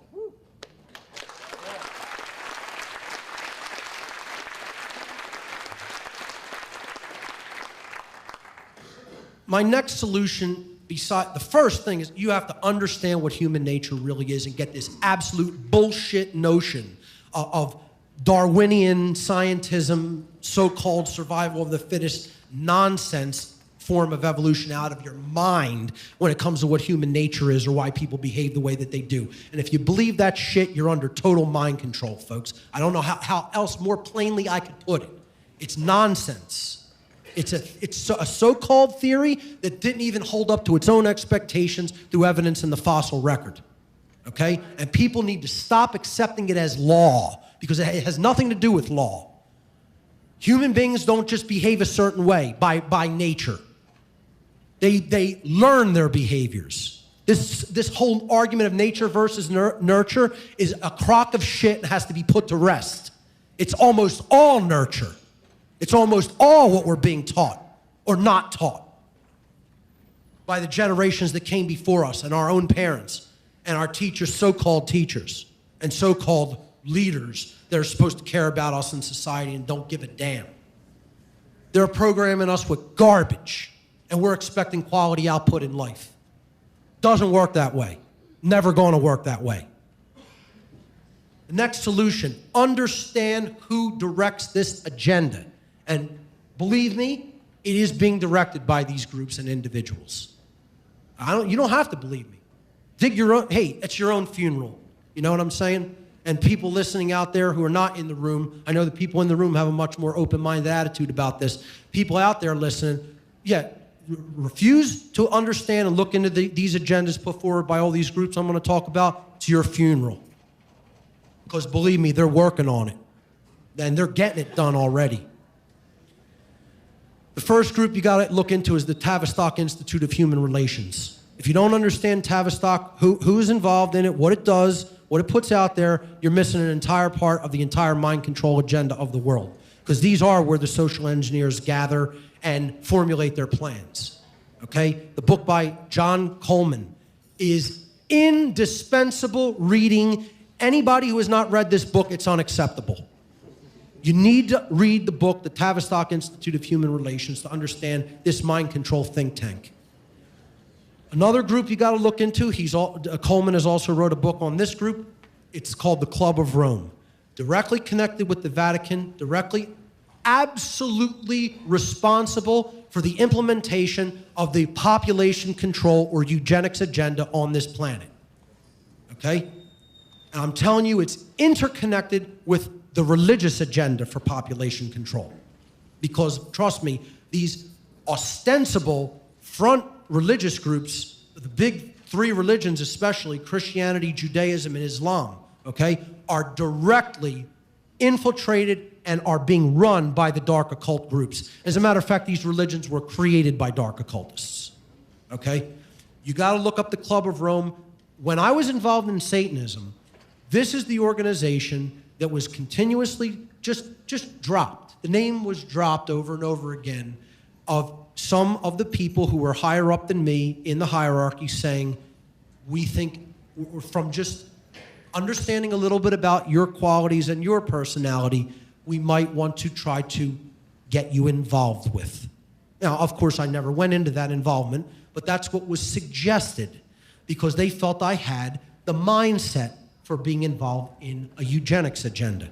And you know what? I did. And you know what? I still do. How's that? You want a shocking revelation for Free Your Mind 4? I am a eugenicist. A true eugenicist, not a dysgenicist. See, what a real eugenicist wants is it wants good breeding. That's all the word eugenics means. It means I want people to be bred upward in society toward higher states of awareness and higher states of consciousness. The prefix or the noun, I'm sorry, the adjective you, epsilon in Greek, pronounced you, is the adjective meaning good. And then genos is the other part of eugenics. Genos means race or stock or breed. So it just means creating a better breed of person. That's all it means. Okay, so I truly want eugenics. I don't want dysgenics. As we said yesterday, you can't really call the social engineers of the world eugenicists. They're not trying to breed humanity for the better. They're trying to downbreed us so that we call ourselves and help them call us. That's dysgenics. That has nothing to do with good breeding. That's bad breeding. So, they thought that I would be suited to help them in their work of dysgenics when I was involved in Satanism because they saw a certain characteristic skill set within me that they wanted to exploit, okay? And see, that's the thing. I did understand what so-called eugenics, what it really is dysgenics. I understood it. They knew I had a grasp of what it really was and how it worked.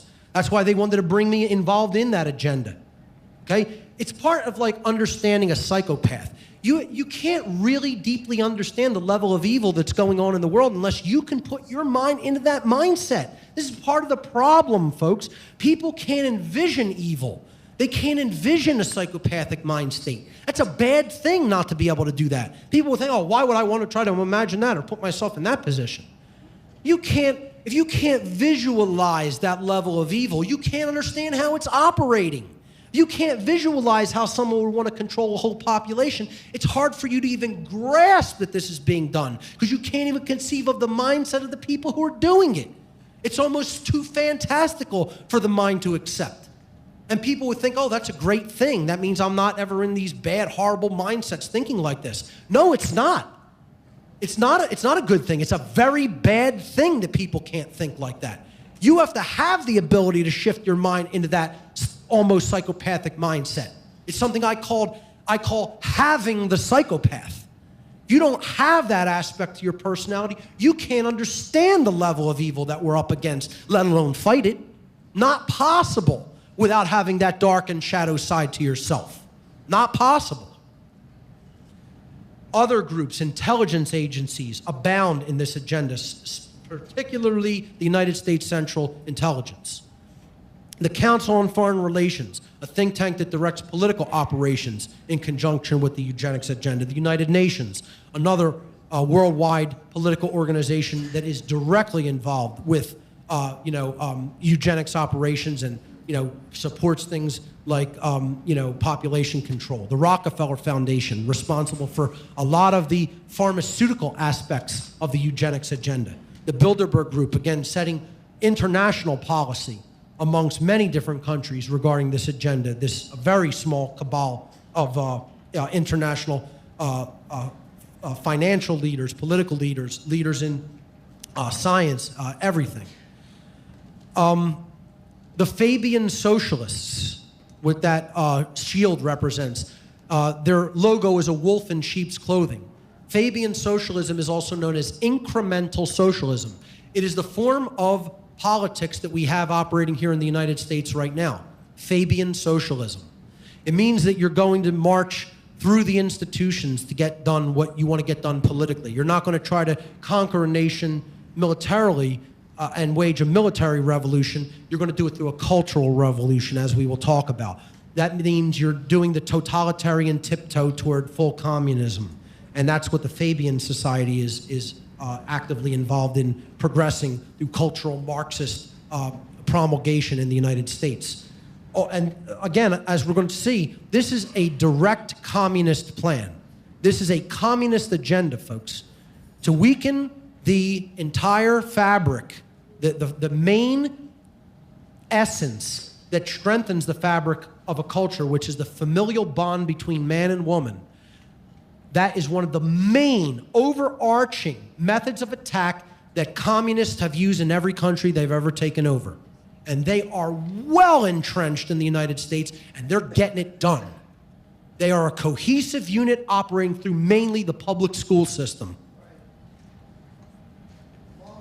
Organized religion. Every so-called cultural religion out there ultimately behind the scenes is actively involved in the dysgenics agenda and the population control agenda. This is what these absolutely ridiculously outnoted ideas about human sexuality are all about, okay? They're putting out these ancient views of human sexuality that are all about repression of the natural sexual dynamic and energy between men and women. And that's a deliberate part of the agenda. So you think that all these religions are separate. They're not. They're all working behind the scenes on the same accord. Okay, it's like just like politics. Except we think we have a three-party system here instead of a two-party system. All right? It's all the same people behind the scenes. It's directed by the dark occult agenda, the eugenics agenda, and these are just fronts for those groups. You have to understand that. So many people are attached to their religion, and they think their religion is right and all the other religions are wrong. They're all invented to divide humanity. They're all invented to give people a rigid belief system so that they don't understand what's really being done. They all have a seed of truth within them where most people wouldn't buy into them. So at the core, yeah, there's a seed of truth. But all the other trappings and laws and rituals and all that other stuff is just there to throw you off the path of truth. And put you into a box and say you shouldn't consider anything outside of this box. Here's the real religionists that lie behind the so-called cultural religions. It's all invented by the same people, folks, and it has been run by these people for tens of thousands of years. Okay? This is the main bulk of my work and what I talk about, the dark occult. The priest class that's really running the show. You don't know any of their names, and neither do I. Okay? It doesn't matter what their names are. They come and go. They jump in and out. One leaves this plane, another one comes right in to take its place. That's how it works. And let me tell you something. It ain't all men. It ain't all white people. It ain't all Jews. It ain't all Freemasons. It's an eclectic, worldwide variety of human beings in every walk of life, and I'm telling you, there's probably some sitting in the room. Just a real quick anecdote. I amazingly synchronistically in my life passed on the streets of Philadelphia 2 Satanists in the last couple of months that I worked within the satanic institutions when I was actively involved. I passed by 2 Satanists on the street within the last couple of months. They didn't see me as I passed them because I was in a car both times. And I'm telling you, if I passed by 2 people that I personally recognized from my involvement, I am guaranteeing you they are all around us. My attitude is starting to be readjusted about the numbers of these people. The numbers are bigger than I think I had previously imagined. Because if that kind of frequency can happen, I guarantee you there's so many you have absolutely no idea. So this is something, this religion is ancient. You have to understand, these people have been breeding on the earth for a long time. And they've been performing these eugenics operations for a long time. I'm not trying to make them sound all-powerful and that we can't stop them, but I'm just trying to help you to understand. You have to really understand who's running this show. We don't live in a matriarchy. We don't live in a patriarchy. All myths. Neither one of those things exists or has existed. Contrary to neo-feminist propaganda, we do not live in a patriarchy, nor do we live in a matriarchy just because women have been conditioned to condition men and to influence them to obey the control system. That doesn't mean we live in a matriarchy, okay? We do, however, live in what I refer to as an occultocracy, a society that is ruled covertly by a hidden priest class of dark occultists who use their advanced knowledge of the human psyche to mind control the overwhelming majority of the ignorant human population. The occultocracy comprise a small subset of humanity who believe that they are super worthy and that they are on their way to becoming gods on earth. Out of control, ego and selfishness is the essence of their satanic religion. They have inculcated us with their own ego-driven belief system, which has replaced our traditional moral values and has become pervasively entrenched in our culture. That's the problem, folks. The problem isn't that there's a subset of Satanists running the world. The problem is they've given the bulk of humanity their psychopathic mindset. That's the problem. And until we break the bonds of that psychopathic mindset, don't expect freedom. Don't expect positive change. Don't expect anything but more death. That's what this cult is about, and that's what they're going to give us till we wise up. You have no choice. You have owners. Probably the greatest politically oriented comedian ever, George Carlin. Neo-feminism is, at its core, a communist and satanic agenda. First, and not necessarily foremost, but first I'm going to talk about how it's a communist agenda. Socialists and outright communists have long ago taken over the school system in America, the public school system and the university school system. Communism infiltrates the educational system throughout our country and has slowly, over the last few generations, culturally taken over the minds of the young.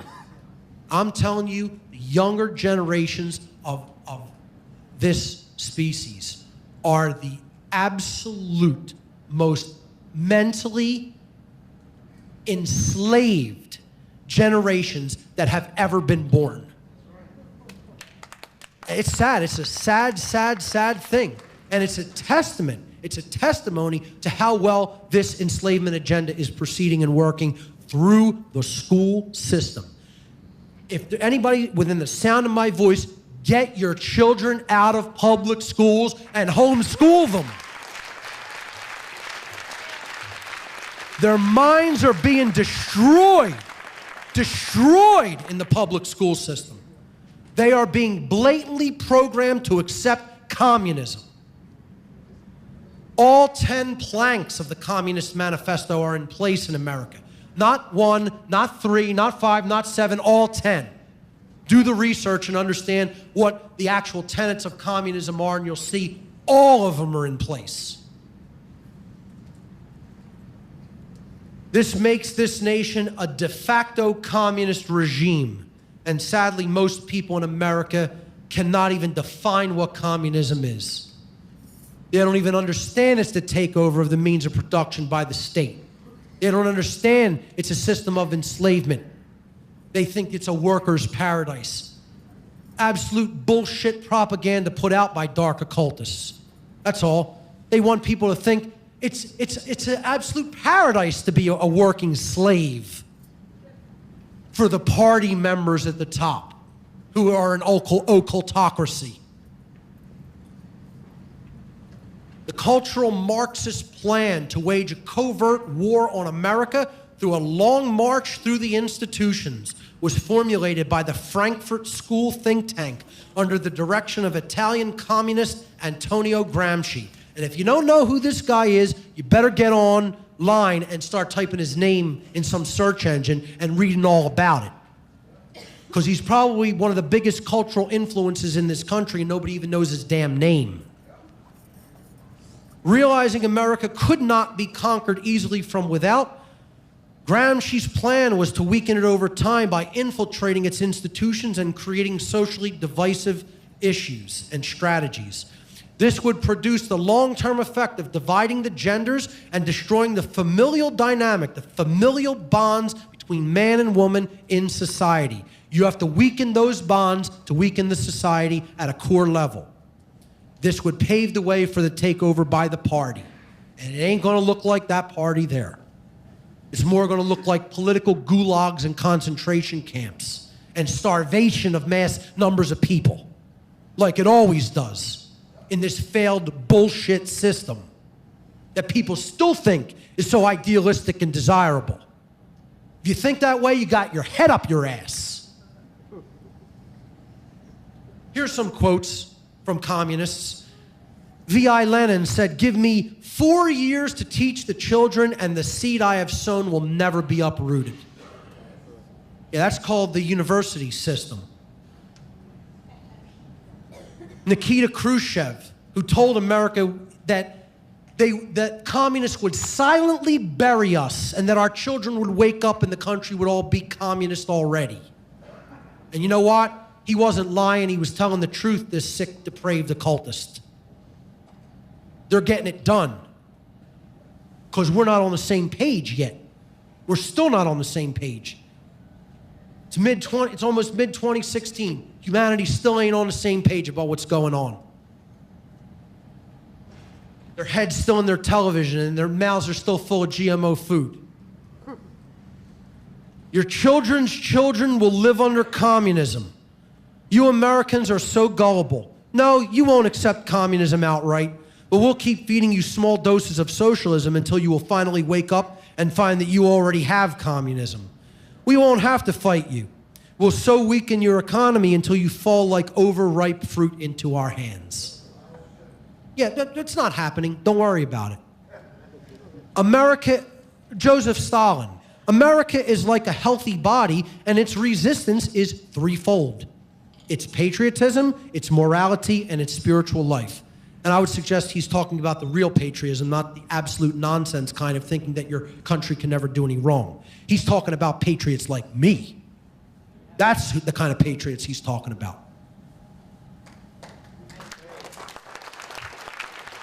And you know what? He's absolutely right about that first part of the statement. That is America's immune system. And it's slowly growing. If we can undermine these three areas of true patriotism, morality, and spiritual life, America will collapse from within. Don't worry about it. It's not part of the plan. It's not happening. When we get ready to take the United States, we will not take it under the level of communism. We will not take it under the label of socialism. These labels are unpleasant to the American people and have been speared too much. We will take the United States under the labels we have made very lovable. We will take it under liberalism, progressivism, under democracy, but take it we will. Alexander Trachtenberg at the National Convention of Communist Parties, 1944. They've been busy. But, you know, don't worry about it because there's no communist plan to take over America. It's not happening. Neo-feminism is at its core a satanic agenda, which we've already somewhat talked about. But I want to even offer total proof of this. And they're very blatant. Believe me, one thing I'll tell you about Satanists when they talk amongst themselves or to people who they're, you know, directly outreaching to openly, they're very candid about what they are doing. They are so 100%, this is maybe their only possible chink in their armor, is that they have such overabundance of confidence, they may underestimate humanity's fighting spirit. Okay, that's a hope that I have. Okay, but I'm telling you, they talk very candidly and openly amongst themselves and are very blatant about what they are doing. As if, yeah, we're doing this, who's going to stop us? Not a damn person. That is how they talk. Okay, and you'll see what I'm talking about here in this quote I'm about to read. Eugenics is one of the four main tenets of the Satanic ideology, along with selfishness, moral relativism, and social Darwinism. One of this religion's significant books, The Satanic Witch, is a manual on how to manipulate men to bring them to the selfish bidding of a crafty woman.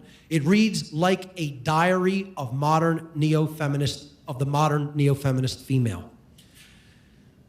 Quote from Zena LaVey, Anton LaVey, who wrote the book The Satanic Witch, which is a field manual for how women can completely manipulate and dominate men to bring them to their bidding, to do whatever they want, or to give them whatever resources that they want for their own selfish purposes.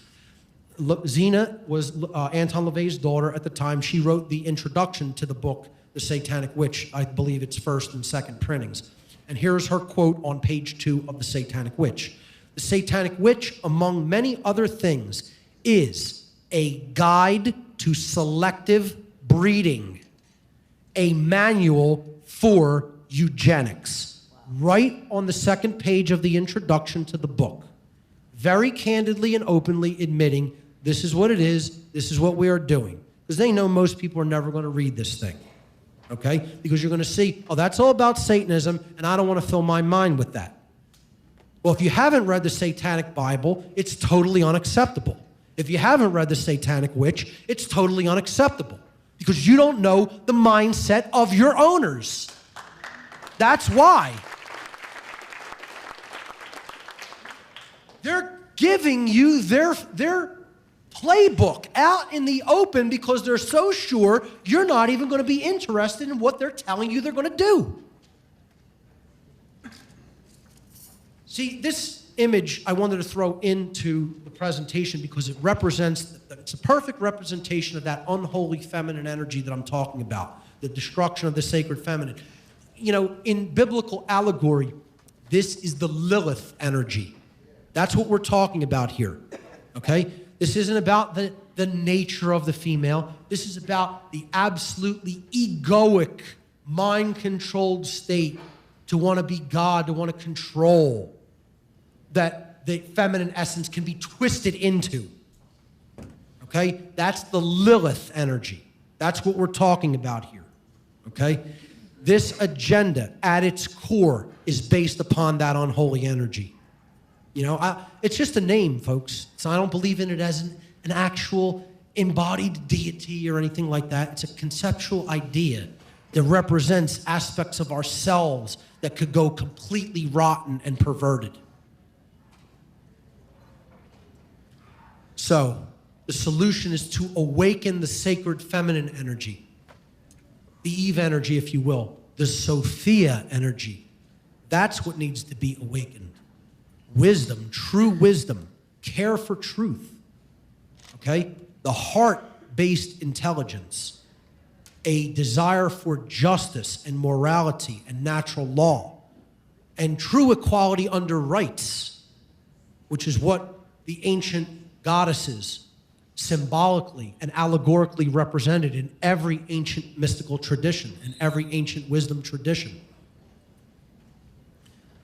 We have to embody, both men and women, the lost principle, care for truth.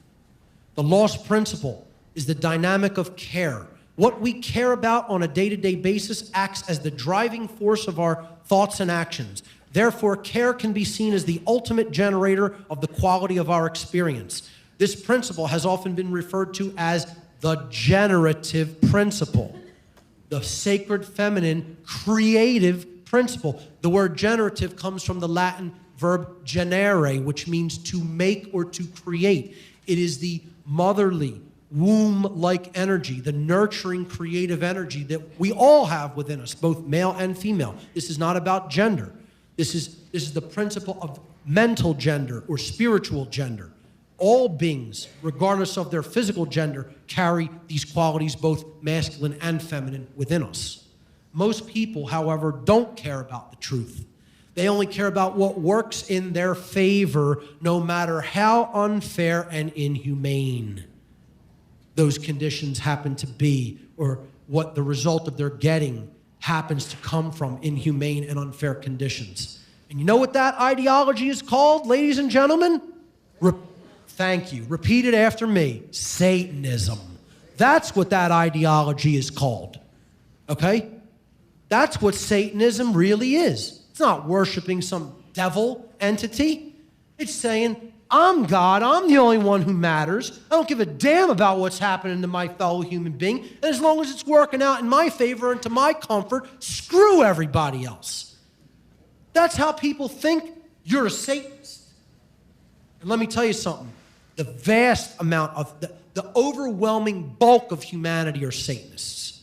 They're not Satanists who are in the know, in the dark occult, who are actively directing this agenda, but they are Satanists nonetheless. They're de facto Satanists in their mind, in their emotions, and in their behavior.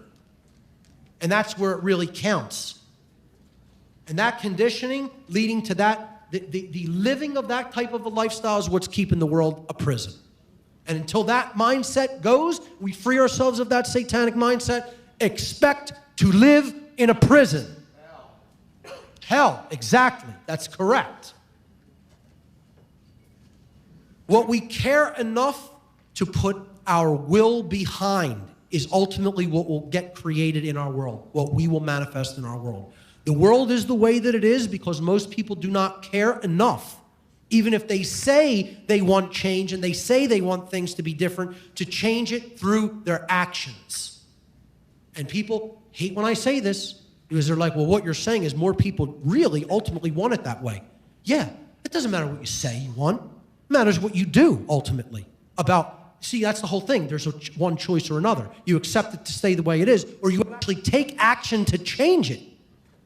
And if you're not actively involved in that process, again, you're part of the problem and you're helping things stay the way it is, whether you say you want it to change or not. That's what the principle of care is about. You have to care enough to get up and do something about it. And that means speaking to other people. That means it doesn't matter how uncomfortable or how crazy, how uncomfortable the situation may get or how crazy you may be perceived by other people. Doesn't make a damn bit of difference. You got to speak it anyway. See, and part of that process, part of this healing process, because all of this is ultimately about the lack of true self-esteem. That's where all of this desire to control comes from. It comes from people who are ultimately inwardly self-loathing. So all fear, all this fear, that's where it's produced from. Okay? Thank you. It's a self-loathing mentality. Somebody who truly loves themselves doesn't want to try to control other people, folks. It's real simple. You truly love yourself at a deep, fundamental, core spiritual level, you're not trying to control the behavior of anybody else. I'm not interested in being anybody's leader or master or ruler, you know? Now, I'm uncomfortable even trying to be a teacher of this information because I don't really want to do this. I don't want to do this with my time. I'm going to continue to do it because I know I have the moral responsibility, knowing what I know, to continue to do it. This isn't how I want to spend my time. You know? I want to go ride my bike. I want to do martial arts. I want to make smoothies and juice. Get my health in even better shape than it is. You know? I want to play music. That's what I really want to be doing with my time. You know? I want to go see other bands play. I enjoy creating. I want to get better at art. You know, and creative endeavors. This isn't what I want to do. You think this is what I want to do, you got to be on really, really, really bad drugs. Keep them away from me if that's what you think. The word respect is derived from the Latin prefix re, meaning again, and the Latin verb spectare, meaning to look at. True respect means that you have to do the internal shadow work and take another look at yourself, your own attitudes, your own emotions, your own behaviors. And that's one of the hardest things for any human being to do. To ask the question, who am I? And do I truly like myself? You know? You want to talk about the real hard work. That's harder. That you got to do that first before you get involved in the great work. You know? That's the hardest work there is to do. That's the long, treacherous, dark night of the soul. You know, where I almost lost myself, the connection to my higher self, and went into such depressed states that I contemplated suicide and, you know, just wanted to just not be alive anymore. You know, that's where that dark process will happen. But once you go through it, I guarantee you do that shadow work, you'll emerge out the other side transformed.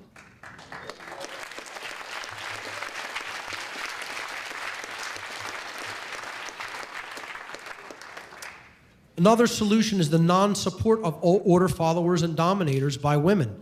Women need to step into their empowering roles as influencers of human morality, which they very much could be again.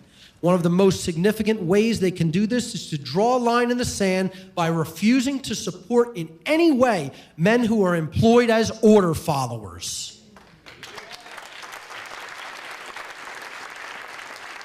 Any man accepting a job in which they engage in the initiation of violence and coercion should be encouraged by women to quit that immoral job and to find a moral one. This is called the concept in Eastern thought of right livelihood. And so many women are completely complacent in this regard, regardless of where the money that the man is making that money from. They're just happy to have that income coming in as long as it's going to provide some kind of comfort level for their quality of life. And I'm telling you, that's one of the biggest problems in all of this society. And that's what women have to start really changing their minds about.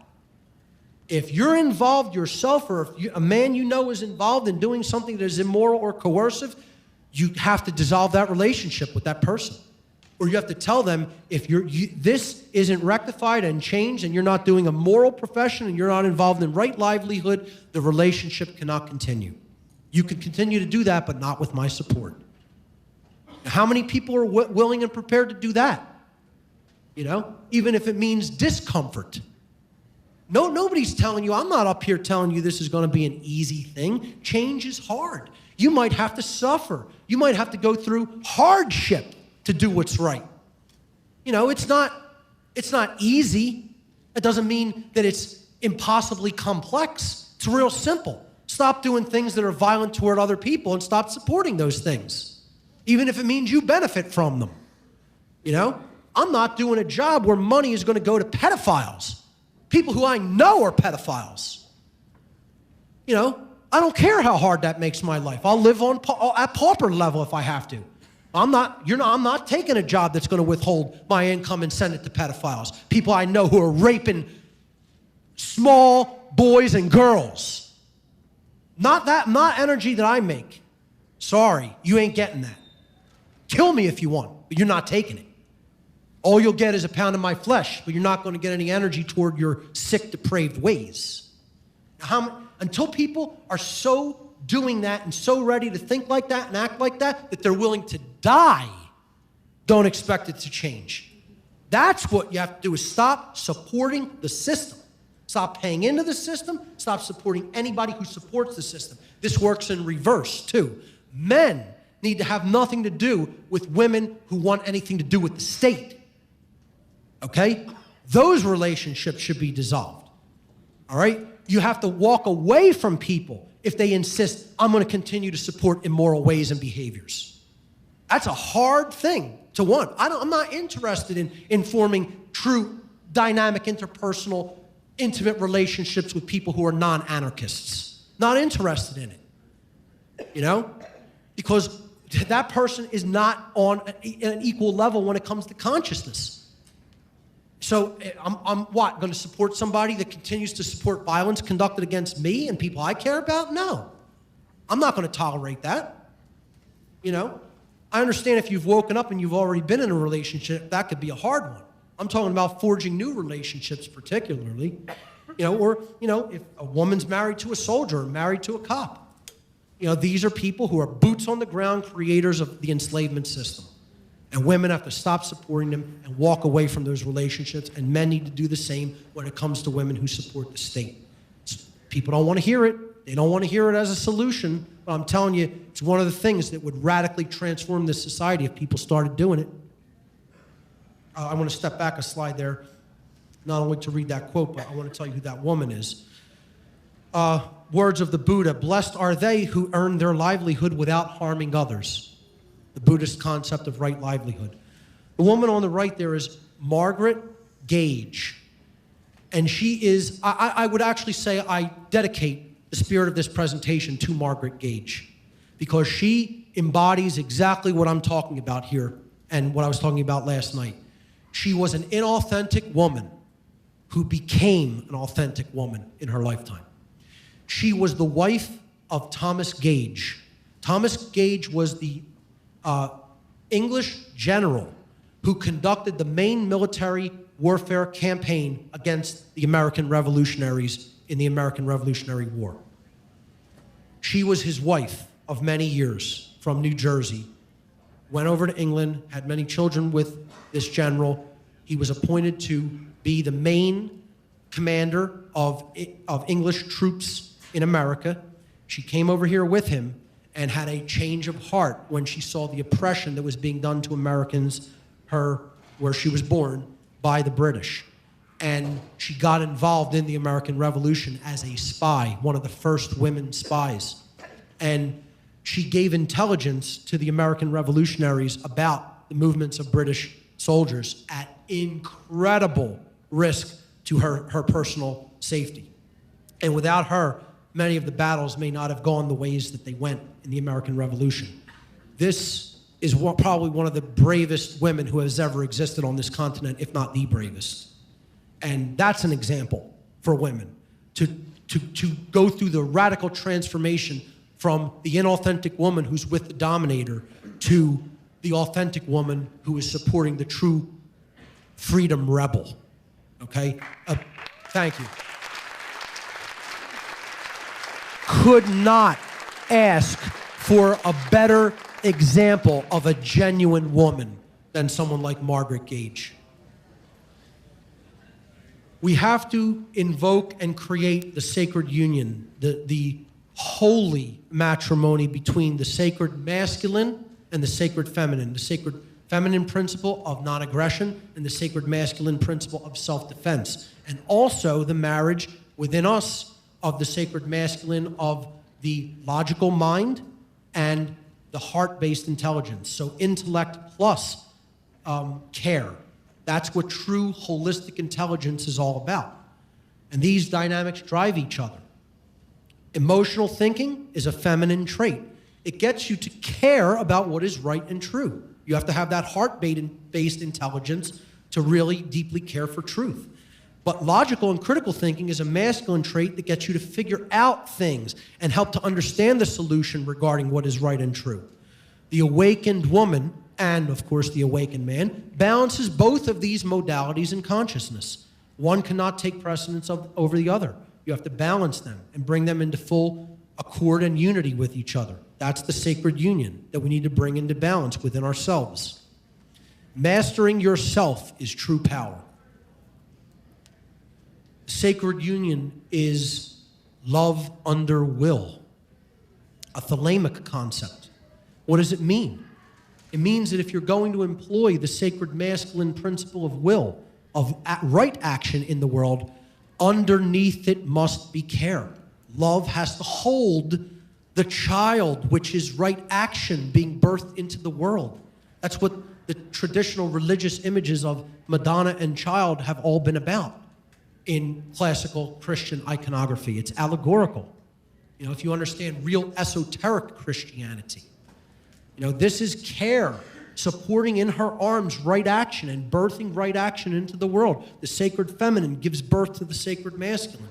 It's a beautiful spiritual allegory if it's properly understood. And then the sacred masculine nurtures and uplifts the feminine in society as well through right action and example, which is what the Christ figure, bringing up Mary Magdalene is about, and them having dynamic interchange of energy between themselves in a sacred union.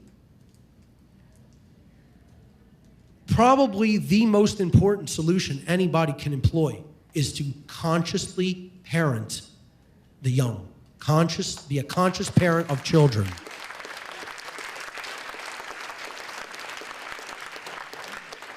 Folks, do not sugarcoat the truth to your children. They will call you on your bullshit. Okay? Teach them the truth at a very early age. Do not try to shelter them from reality. Speak plainly and simply to them. They can understand. Okay? They're more resilient than you think they are, too. They can take more than a person who's already been conditioned for half their lifetime can take. Be honest with them. Feed them good nutrition, healthy, nutritious meals. Make them active. Build them up strong. They got to be strong beings. This isn't about just, nurturing them emotionally. It's got to be physical too. The emotions, of course, have to be there. But we have to build strong people who are going to actively resist this immoral system. Not only mentally and psychologically and philosophically, but physically if necessary. Incredible meme here. I will not sentence my children to a future without liberty. That needs to be every parent's primary concern. I've talked to actual parents and said they're taking freedom away not only from us, but the future generations. And I've heard back, all I can worry about is putting food on my table. I'm like, you don't love your children. I'll say that right to a parent's face, and then they'll get all over my ass for saying that to them and saying I have no room to talk because I don't have a child. And they'll say, oh, you didn't take the responsibility of having a child, so you're not qualified to say that? Bullshit. I'll say it right to a parent's face who says they're not concerned about freedom. You don't love your goddamn children.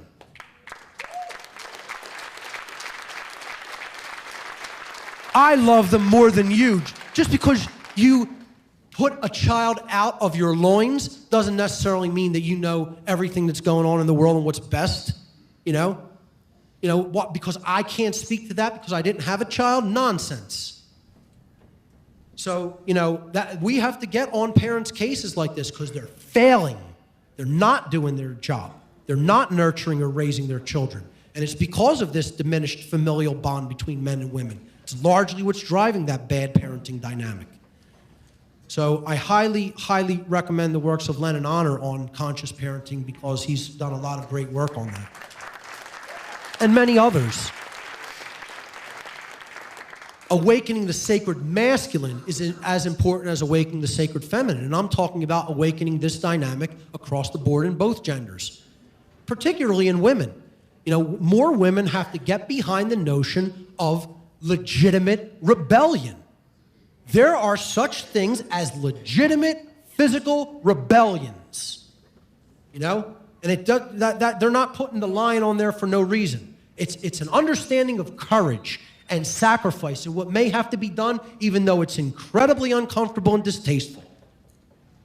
If your woman isn't a revolutionary, she will persuade you to be a slave and to accept those conditions of slavery willingly.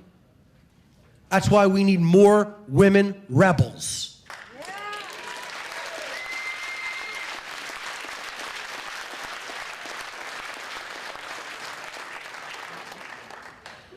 Quote by Annie Oakley, I would like to see every woman know how to handle firearms as naturally as they know how to handle babies. So would I.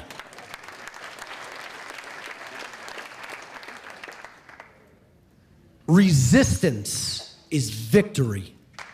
Resistance, ladies and gentlemen, is victory. What we need to ultimately do is to wake up to the manipulation and resist it on all fronts. Information regarding this occult agenda can be extremely difficult for the victims of its manipulation to hear. And I'll tell you what, women are some of the biggest victims of this manipulation. The neo-feminists think that women are gaining power by this agenda. You're being enslaved by it, along with the men in society. It can be very difficult for the victims to hear, but when you finally recognize the methods and goals of this eugenics agenda, you will wake up and see the programming, exactly like when Neo wakes up in the Matrix and he can see the code in the Matrix, which is when he gains all the power he needs to fight back. Resistance, because if we fight, we might lose.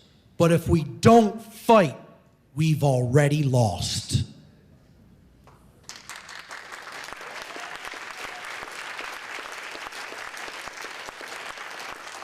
Folks, we're at war.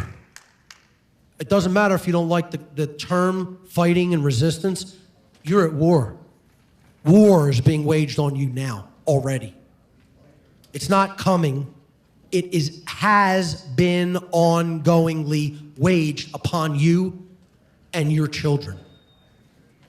That's what has to be consciously recognized, and it's time to fight back. When the conscience is denied its freedom, when the workings of society hamper the artist, the musician, the poet, the philosopher, in short, the thinker, it is time for the instinct of rebellion to declare a state of war. That's where we're at. And make no mistake about that, ladies and gentlemen, that is not just, we're not talking about just the gender war. This is the worldwide spiritual war that is ongoing on this planet. And if we're going to win it, and yes, there is such a thing as winning it. Somebody asked me this question last night. Is there such a thing as winning and losing? Absolutely there is. Yes. You know, you don't like polarity? Tough. It's legitimate and real. Losing this war is being enslaved and making this planet a living hell, which is already rapidly on its way to being, if not already there. And winning it is being free, having and expressing your natural human rights as a being, and going on to higher states of consciousness and building things that we could scarcely even imagine that we can do, and realizing the true human potential. That's winning. And if that's a choice, the choice between what's going to happen in this war is for us to make. That's the good news about all of this. We change our minds and we change our consciousness, we change our behavior, we can choose for that better result to happen and actually, quote unquote, win. Simultaneously, we choose to stay where we're at in this low state of consciousness and not do the great work. You know, we're going to lose big time, and we're going to end up in hell. See, it's all about the lost word, saying no, resistance. This is spiritual immunity to the whole satanic mindset. Neo gained his power when he said no, finally. And that's when he woke up consciously in the Matrix and can see all the code and see what it was really made of. He could see the truth as it really is when he spoke the word no. This is one of my favorite quotes on earth. It was from the comic book Captain America. I'll give a brief anecdote. I know I'm going way over time, but it's worth it. I was in a local pub, and I was wearing the hoodie that I wore right after I finished my speech last night when I went out for a bit after the conference concluded last night. It is a black hoodie with the Gadsden snake on it. And I was sitting outside of this venue, this music venue, and a guy came up to me outside and started trouble with me just because he didn't like the original American iconography of the rebellion and freedom of this country. One American going up to another American and starting a problem when I was sitting there not speaking to any living soul, minding my own business. Okay? What's your snake about? I said, it's the Gadsden flag snake. Don't tread on me. It's one of the first, it was actually the first flag of America. They flew it at the Battle of Bunker Hill. It was created by Christopher Gadsden of South Carolina, one of the militiamen who helped unite the militias in the American Revolution. Oh yeah? I see that with these militia types today, and you guys think you're going to fight against the police and the military? And I was like, well, since you asked, if it has to come to that, I said, I guess that's up to you. Are you in the police and military? I guess that would be up to you guys if you are. You know? And he looked at, I had some other, I guess, he thought I was in the military. He goes, what branch did you serve in? I'm like, I'm in the People's Militia. I didn't serve in any branch of the military, okay? You know, I'm for just freedom. That's it. And he goes, oh, what are you, one of these anarchists? And I said, actually, I am an anarchist. You know, I don't believe in the authority of the state.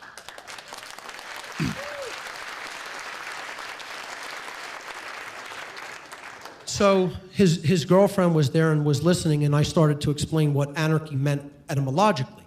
It comes from the Greek an, which means absent or not present, and the word archon in Greek, which means master or ruler. And when I explained that, his girlfriend like suddenly turned very had this logical look on her face, like, wow, yeah, that makes a lot of sense, because it means, you know, the absence of ruling anybody, and the absence of ruling means there's no slavery, so you're free. I said, exactly, that's what it means. He got so angry that his girlfriend agreed with me when I explained the etymological meaning of anarchy, that it's like this rage came over his face, and he said to me, if you don't like it here, why don't you move? And I said, well, I'll answer that question. I remained very, very calm. As a matter of fact, a friend of mine was sitting there watching the whole thing, and he knew I asked for no part of this conversation. The guy was clearly intoxicated, actually. And I, you know, repeatedly said, you know, nothing's going to be proven or resolved here. You know, we're sitting outside a pub talking about political issues. Like, you're not going to convince me of anything different. I'm not going to convince you of anything different. I don't even know why you're bothering with this. And his girlfriend was, you know, saying, yeah, he's right. Like, come on, let's go. But he was clearly visibly intoxicated from being inside drinking for a while, and he wanted to continue to pursue it. So he gave me this, you know, typical thing. If you don't like how we run things here, why don't you move? And I said, I will answer that question. I'm not going anywhere because I'm right. That's why I'm not going to move from America.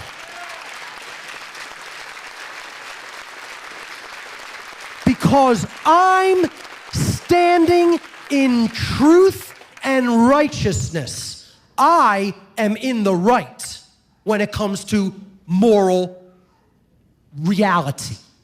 That's the reason I'm not going anywhere. I know the difference between right and wrong. I don't aggress against other people's rights, and no one should aggress against mine. And I'm living in those principles, and because I'm right about those things, don't expect me to leave. If anything, you should leave.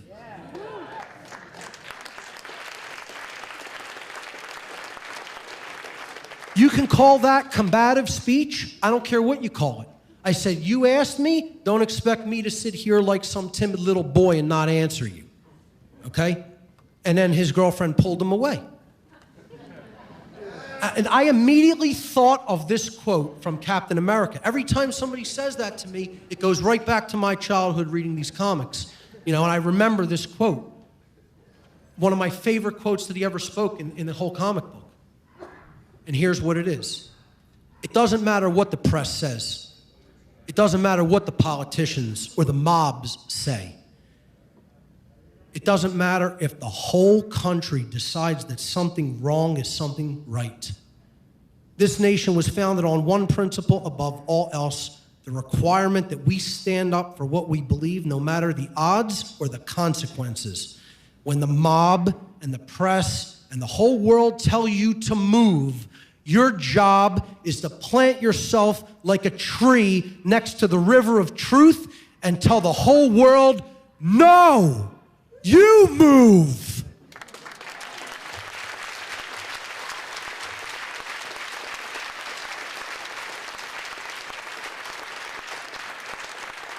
And that is the energy of the lost word, which people have to fall in love with and understand at a deep, deep core soul level. The word no is the most powerful word in the universe. When we say no, we reclaim all of our natural rights and we take back our power. And that means you have to be willing to defend those rights. Not just philosophically, but physically if required to do so. And that's what our ancestors understood. that's what too many of us have forgotten. Particularly women have to develop the courage to let go. Attachment is a big spiritual stumbling block when it comes to how the true sacred feminine in all of us is manipulated. People want things to be orderly and peaceful and comfortable. We may not be able to get to where we want to go at the point that we're at in total comfort and peace and order. It may require a period of chaos, and we have to be willing to embrace that fearlessly if we're going to get to where we want to go. The control system has to go by any means necessary to dissolve it. It has to all burn down. Out of that chaos, the authentic man and the authentic woman will be the survivors, and they will build the new world. In a society, thank you, in a society that has destroyed all adventure, the only adventure left is to destroy that society.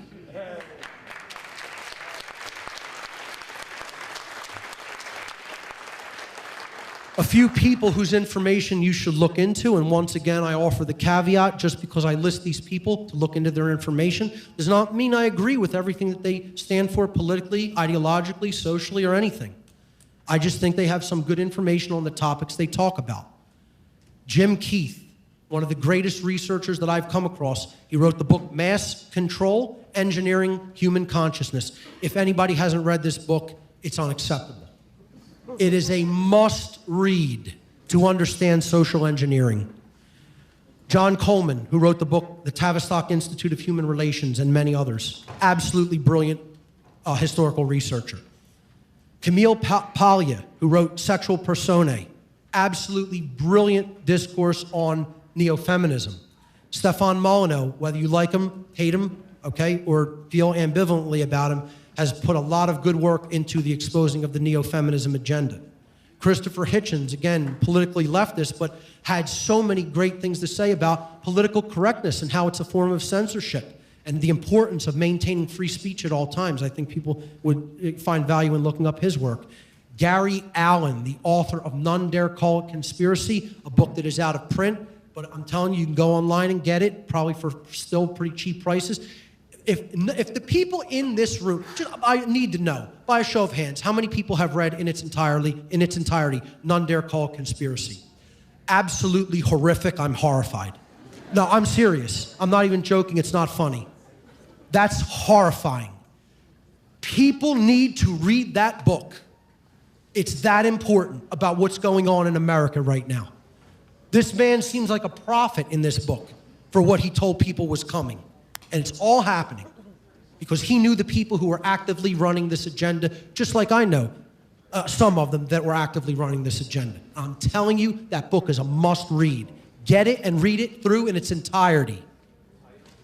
Janice Fiamengo and Christina Hoff Sommers, also two pretty good analysts when it comes to breaking down some of the ideologies that are contained in neo-feminism, and very much worth checking out their work.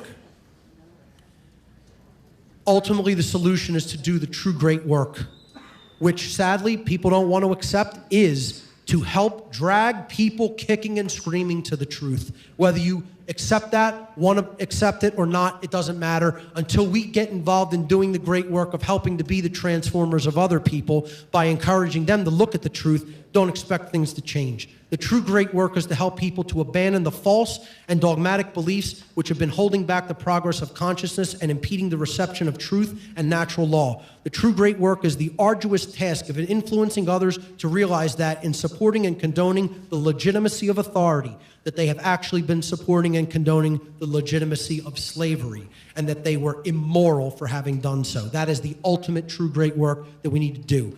Smaller parts of it include exposing the sub-agendas like the gender war and the neo-feminism agenda and the eugenics agenda. It's all part of the true great work to bring that work to others. I call this the law of one in zombie land.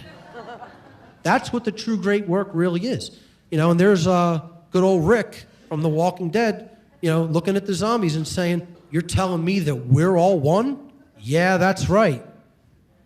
We are, unfortunately, attached to those who are unconscious and unaware. As unpopular as it is to hear for many people, we live in a shared reality, and we will all share the same social fate. Maybe not the same fate at a soul level, but the same social fate, because the same shared manifestation is going to happen for all, whether they're conscious or unconscious. If we want to change the world for the better without experiencing large-scale societal chaos and disaster, our one great work lies in waking the walking dead. Make no mistake about it. The zombies do have to be awoken. Too many people think that this does not need to occur. I'm telling you, we are connected with those. We are not separate from them. We are not separate from the unconscious. You can call them the sheep all you want, the dead, the unbegun, the uninitiated, the profane, the unwashed masses. It doesn't matter what you call them. You better get to work on waking them up, because they're making decisions about what happens with your life. They affect your freedom. Their ignorance affects all of our freedom. That's what the true great work is to make the darkness conscious. And people ain't interested in that work. You know, they're interested in maintaining their comfort level, not rocking the boat, and not getting in arguments with people, and not being hated by your family members and so-called friends. Maybe that's what needs to happen. Maybe tension and division is what needs to happen when it comes to moral issues. This is what the words of Christ mean in the New Testament when he says, I came not to bring peace to the earth, but a sword, the sword of truth.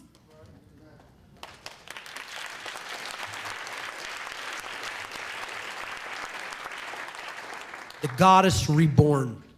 The unholy feminine currently reigns supreme in our world, but ask yourself the question, if women as a whole reawaken the sacred feminine within themselves, the principle of care, just how much would they be capable of transforming the overall consciousness of humanity?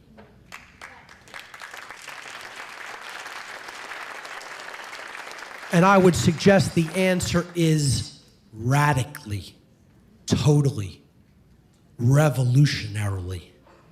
That's how much. Women are the traditional nurturers and caregivers of our entire society. If anything, they hold the fate of humanity in their hands. You are more powerful than you know, and they fear the day you discover it. We have to break out of that shell and let the inner lion loose. Lose all the fear. Lose all the trepidation. What are we waiting for? We're the ones we've been waiting for. We're the answer. We need to put the truth out there for ourselves and others. That takes courage to do. We have to step into that lion energy.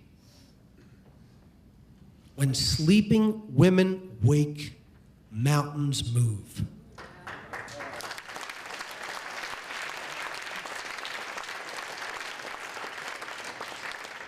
It's all about the sacred union, that sacred familial bond between man and woman that is the core strength of human society.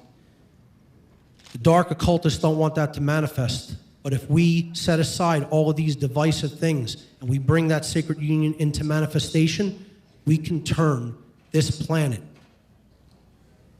from a prison to a paradise. Ladies and gentlemen, thank you so much for your kind attention.